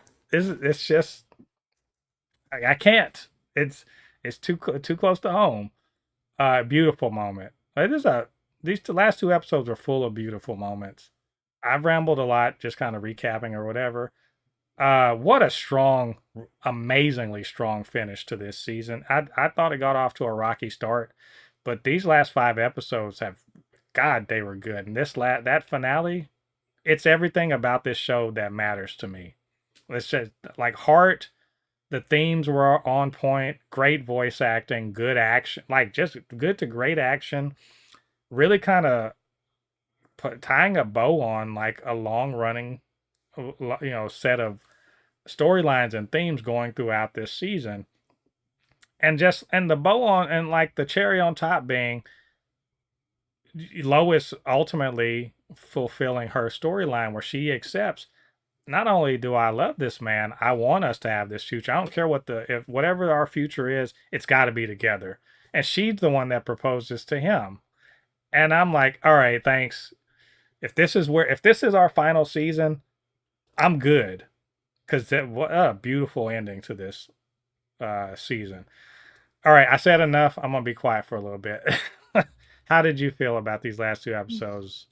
Kind of had the same idea that like it feels like the final season, it feels like a complete resolution of the story. I really love the fact that we got all these character moments with you didn't mention actually the moment between Jimmy and Lex when Jimmy Oh was yeah. convinced him to actually take his accept this responsibility that he is the reason that this is happening, and that's not good and he has to do something to fix it. That talk was really it was really pretty powerful, especially considering that the beginning of the season was kind of like a little bit silly and childish, but the further it progressed, the more serious it got, and it got to Mm-hmm. a point where it became like it became quite deep. uh, of course, yes, the kids from the future stories, they loved those. Kara's story, the fact that I really thought that like didn't. I don't know if I thought that she died, but she was in pretty bad shape for a while there, so I didn't know whether she would make it to the final fight or not. She did. Good. Absolutely amazing. Well, this whole thing with Clark getting his powers back, uh, that was really great, and that was kind of reminded me of that moment in X-Men '97 season 1 when we got Charles talking about the empires, the Shi'ar Empire. Mm-hmm. Kind of like mirroring that a little bit, the whole talking about like was the point of making this whole God, what Krypton Empire or Right. something like the conquerors and stuff, and him explaining, understanding, and explaining the purpose of having power in general. Uh, it was a very a tearjerker at the end with the final battle. It was pretty epic. I love that, like, they got everyone together, they got everyone on the same side, and they fought as a family and as a team. mm, Amanda Waller, Jesus. The moment she like retreated, Jesus, Yeah. she was like, you know what? We're getting the hell away from here, and that was why that I would have done the same thing. But like when is somebody gonna tell the Kryptonians, she's like, nah, they're not taking orders from me. That was awesome. But also like a major villain moments for her, but awesome in general. And yeah, at the end, Lois proposing to Clark, and I mean, it's not as much her accepting the future for me as her accepting like this all of those different parts of herself, and accepting that she for a while there she was General Lane, technically giving orders and stuff like that. Mm-hmm. Mm, so she accepted that part. She accepted that she's like her father in some ways, and she accepted the possibility of the future that she can't control right now, but ultimately wants. It was just pretty cool character work for me, in my opinion. But at the same time, like there were some weird similarities between this season of My Adventures with Superman and like X-Men finale and Mm-hmm. season in general. Like, were you sitting in the like same building or something? What was going on there? Somebody leaked information or something? There's so many similar moments, similar ideas. It's kind of uncanny. X-Men. Yeah. No. Yeah. Yeah. I think this may be just because. I mean, like, there's going to be common themes. Like, there's always a there. No, it's just literal parallels, like with the Superman's upgrade armor, Yeah. even the same It's color scheme. always, So yeah. weird.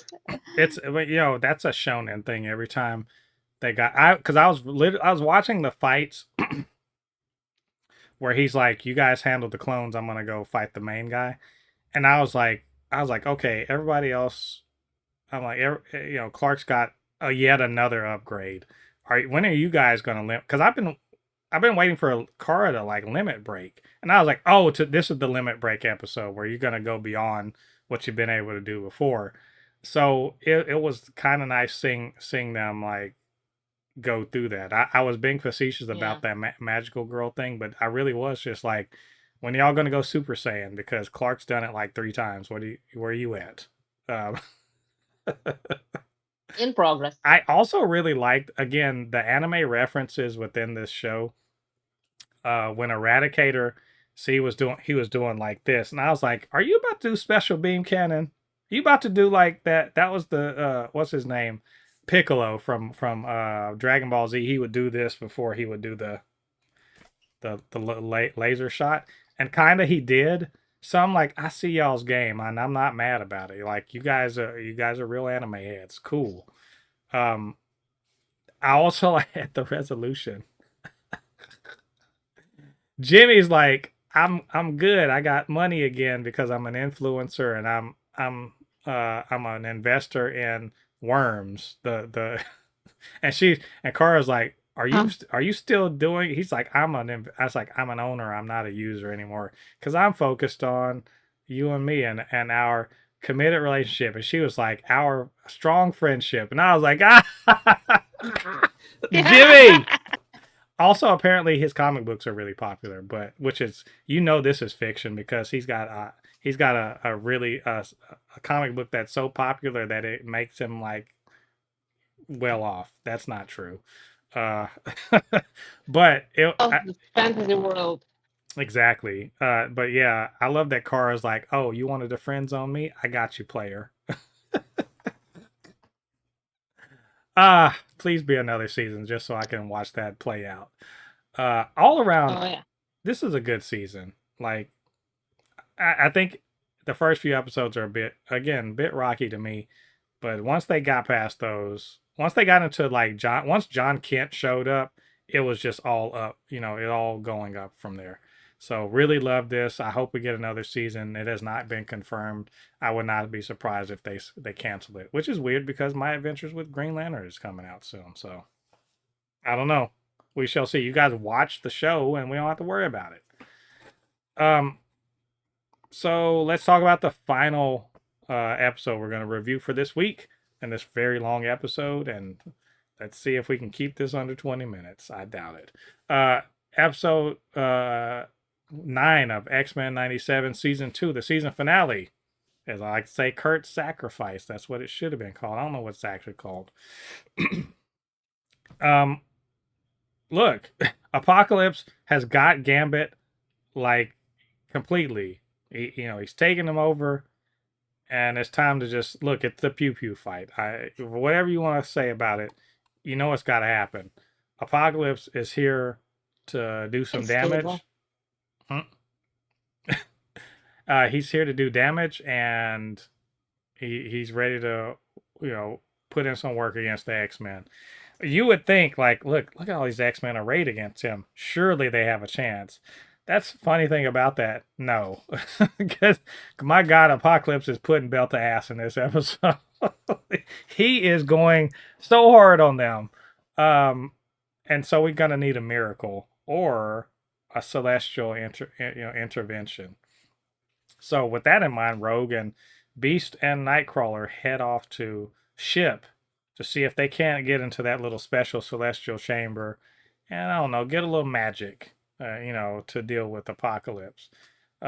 Meanwhile, everybody else is, off fighting. Well, it would be a fight. It would be a fight against Apocalypse if it was just Gambit. But X Factor and X Force team up to kind of go at X Corp. And I watched it and I was like, y'all gonna have a tough time. You see all these X-Men in this bitch? How y'all gonna do it?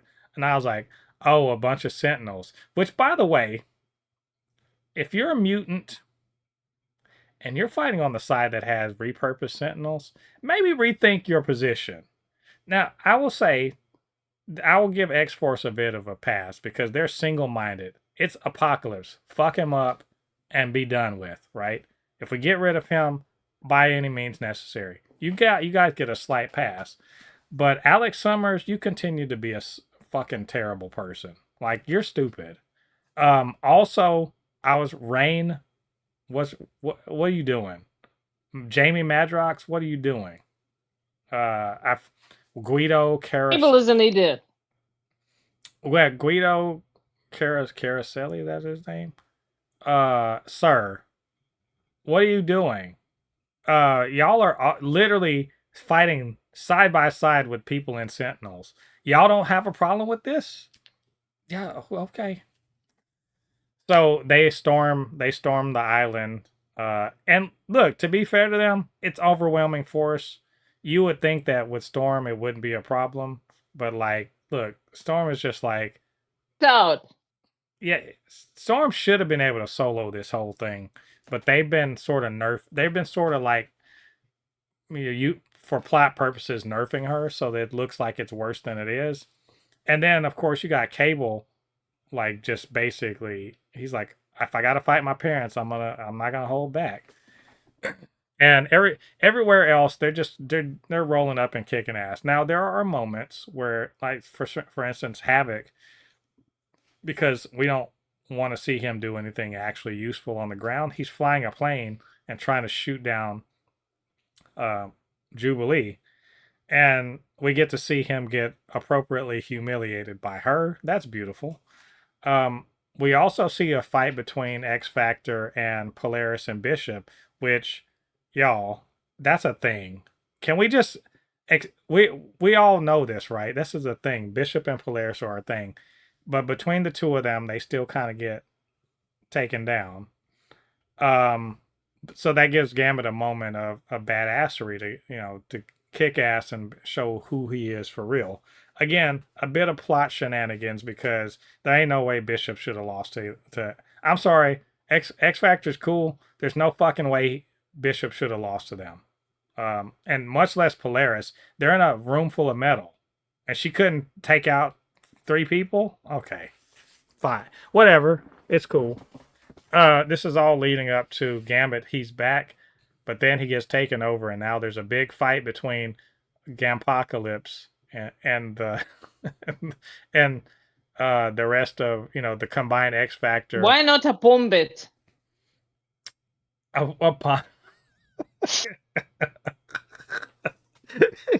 Doesn't roll off the tongue quite the same way, I think. But you said there were some similarities with my adventure with Superman. Indeed, because we have the combined forces of the X-Men, X Factor, and X Force all in attendance, and Apocalypse is like, "Oh, I didn't know you. I got a secret trick," and he takes over all of them, and basically to just walk down Charles Xavier and be like, "See what? This is exactly what I said 3,000 years ago about why you suck, why you're terrible at this, and why I'm gonna win. Because you never fucking learn. I don't. Clearly, I just have to keep killing everybody that you like, just to rub it in your face." And it was, look, I have to say, it was it's a very effective scene where he's just getting walked down by red-eyed people he cares about. And I was like, are you going to start crying again like you did when Magneto got done? But fortunately, he didn't have to do all that because Rogue shows up because after a talk with the Celestial, I forget his name, she's like, I'll sacrifice anything so I can save my boy. And he's like, cool, have some armor. And she's like, cool, I'll be back. And so she shows up in cool armor, and she turns Apocalypse into a piece of jewelry, which, by the way, very fashionable. I would have worn it. You put it on a pendant. I could have. Can you imagine that? It's like a little Apocalypse jewel. Yeah. I would have. Yeah, no, I wouldn't wear it. I would put it on like a big ring. He plans to get out and cause a lot of troubles. Yeah, but it's very fashionable though. I'll say, just a big bang. Not that. You know what? Let's leave it to Emma. Yeah. If Emma wears it, then I'll admit. She ends up getting empowered. She leaves Hank and Nightcrawler in ships so she can go save the day. She does save the day. It's a bit anticlimactic because basically she's just like, I'm gonna take all your power. How about that? And also go into this little gym, like you are Genie from Aladdin. And then she's like, well, I had to pay a price, so I'm out of here. But she's like, why am I not disappearing? And then this is the tearjerker moment. There's a moment earlier where she hugged Nightcrawler and she's like, I'll be back. It's all good. And I was like, you liar. And then we find out that Kurt was like, I believe in love, and it's fine if my little blue self disappears as long as everybody else gets to be fine. It's a really wonderful little monologue where he talks about why it's okay to sacrifice himself for everybody else. And then we have kind of like a, the denouement, if you will, where we see where everybody else is kind of like chill. Where he's talking his way about why it was okay to sacrifice himself. This is the moment where Bishop and Polaris is confirmed because they're having a picnic with a little picnic basket with wine and all that other stuff. So, and in X-Men world, a picnic means. Yeah, I mean, it's look. I thought this was a great way to finish off. Also, Nightcrawler, what a G. Look, he gives it up. He gives up for everybody, and like everybody can he lives out his principles, I guess you could say. There's a lot of pew pewing in this episode, I will have to say, but they kind of earn it because they've done a lot of like building up to it prior to this episode, and so it does pay off well. And Nightcrawler has sort of been he's gotten featured a couple times, so it's nice that he got to have like this really great heroic moment, all just so that Gambit and Rogue can have sex later. I guess. I guess. If they can, if they find one of them followers, Yeah, it's or something. if she learns to control it, which technically was. She I did think the best shot they had was when she had that power up. She the probably best. could control it then. The best shot she had was when he was technically dead, but that's necrophilia. No, that's necrophilia. All right. Ramble recap. I think is a good episode. Great. I don't. Will I say this season's great? I don't know about that. It's lesser than the first one, but I think I'm not. It's not that. It's not that much less. It's not as good. There are a bit of pacing problems, but this is a more episodic season than the first one was, and think I think the departure of Bo DeMaio it starts to become a little more apparent towards the end of the season. Or maybe no, I'm sorry, to the middle part of the season, because I think it's pretty clear that the final few episodes are Bo DeMaio all the way through. Like I can tell that was in the I don't know. document, but I don't like know. I think the first one, the first few are, and I think that Morph one is, but the rest I'm not so sure. I think that I think you I can feel sort of like see the it. seams, yeah, in I this. kind of suspect that some of this has been rewritten. I can't confirm or deny it, but it does feel like whoever's rewriting it, I mean, it looks like they edited out some stuff that was supposed to come into play later, and it kind of hurt the pacing and hurt the storytelling in many ways. And of course, what I think is noticeable is that all those cool phrases that we were praising in season one, the speeches, the turns of phrase, the wordplay, I think that's gonna be gone. Yeah. Um, but how did you like this episode though? Uh, Overall. I think I said right after the episode, I said that it was kind of underwhelming for me. And yeah, like you said, the anticlimactic final fight between Apocalypse and everyone else. I mean, not the final fight as a whole, but the way to defeat him. And actually, the whole fight in in general. Uh, it could have been done more could have acknowledged more the power set of all the characters, because some of them didn't get even a moment to do anything. They pretty much got wiped, except for like, and the others got just like a few seconds to shine. I think that if it was a fight, a genuine fight where they were putting up a fight, but actually got overwhelmed ultimately, that would have been better. But because what is noticeable for me in this season is that the some characters exist as a means to an end. Mm-hmm.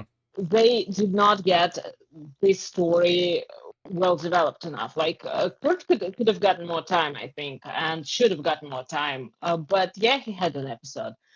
But I don't think that that was enough. And I can imagine, like, if a person was watching the show, if the only source of information about these characters is the show, this show and the original one, they don't really feel anything strong towards him. Yeah. So I don't think that they are building these connections as well as they think they are. Uh, this season for me seems a little bit disjointed at times, because like feels like I said some things were edited out and they didn't quite find the right things to replace them, to make it coherent, to make it really, really well connected. Uh, and I think that's kind of confusing to me that the Rogue is the one to defeat Apocalypse, although it makes sense in terms of him being in Gambit's body, but it kind of was a conflict between Apocalypse and Charles, so it doesn't feel quite so satisfying that he's not fighting back, or like he doesn't show us that Apocalypse is ultimately wrong. Uh, that part too, and that all comes down to like storytelling as a whole, like in terms of the season. For me, I think it's weaker. It doesn't have this single line that you can follow through the whole season, and that brings you to the resolution, and Right. that lets you see what is the way to defeating this evil. This is kind of Yeah. lost in this season, and aside from that, like I said, like some characters are treated as means to an end. Like in this case, Nightcrawler was that, uh, because yeah, fans of Nightcrawler from the comics, they feel that loss stronger Right. than person who just watched the show. And it is the show is its own thing. It has to have enough weight for people to really appreciate the sacrifice.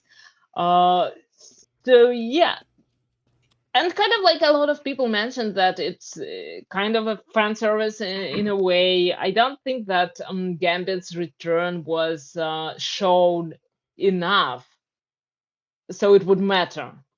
Like we didn't have a big, you back, a big reuniting scene after he got rid of Apocalypse. So this kind of like it we didn't get a payoff on many moments and on many storylines.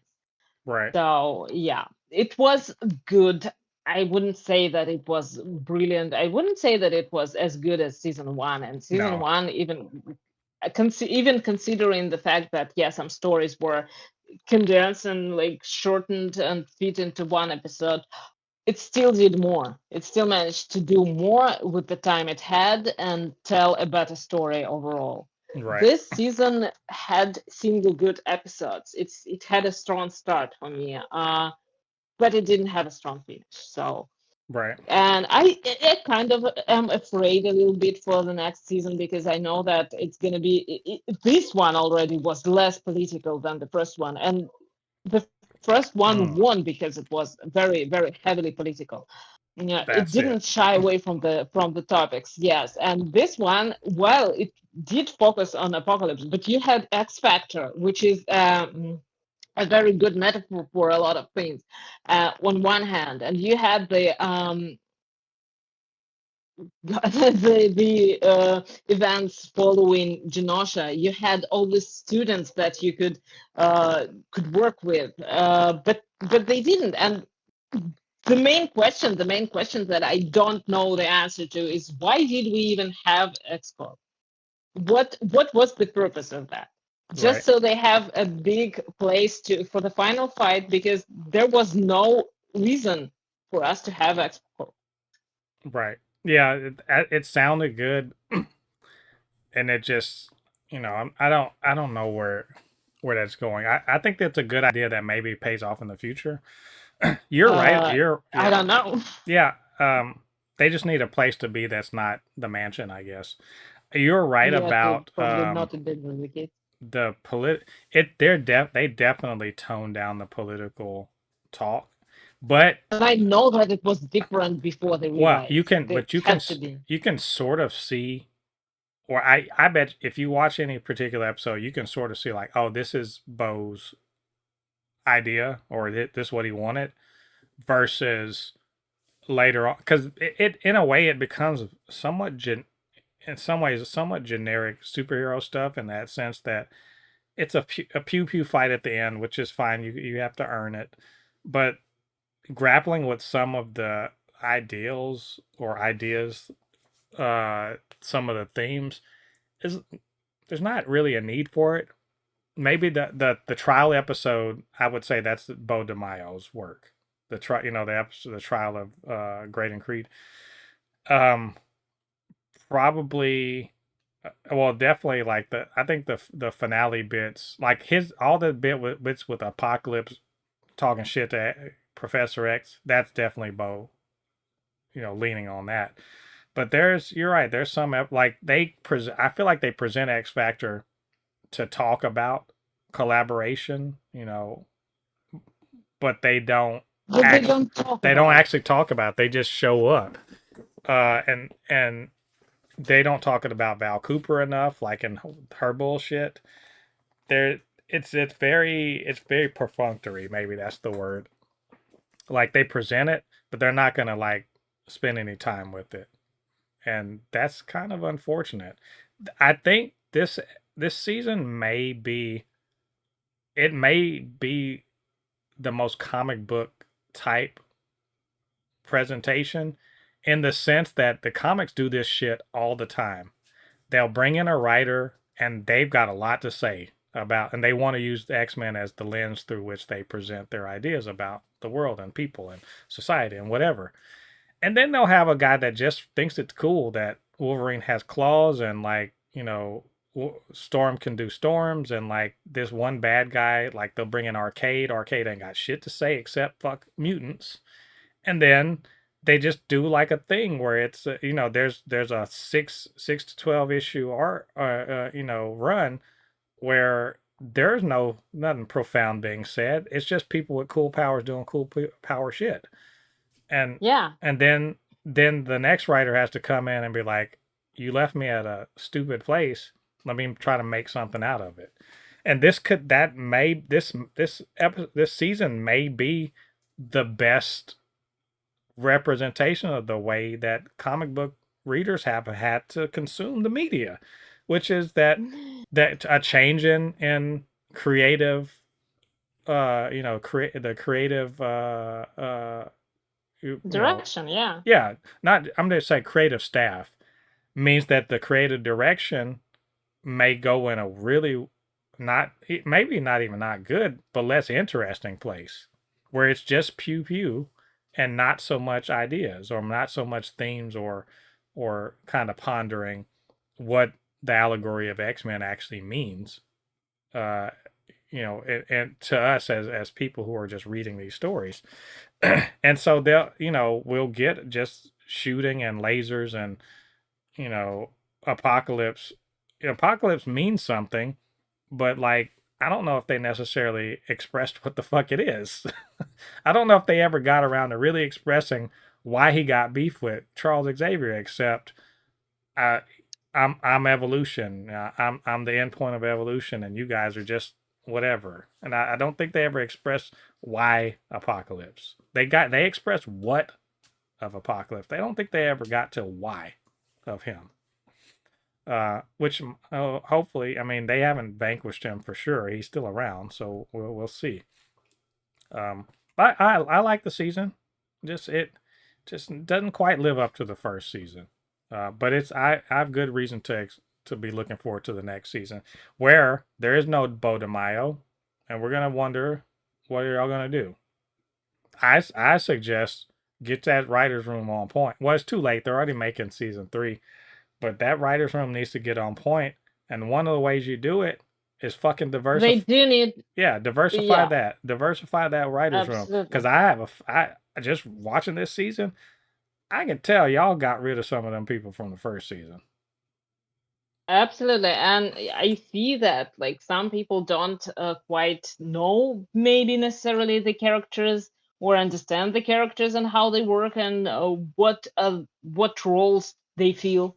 Yeah, So yeah, there's that. yeah. Well, you know what? Let's just try to be optimistic. We're gonna get another season, and we'll see if they can kind of get it more back in line with that first season.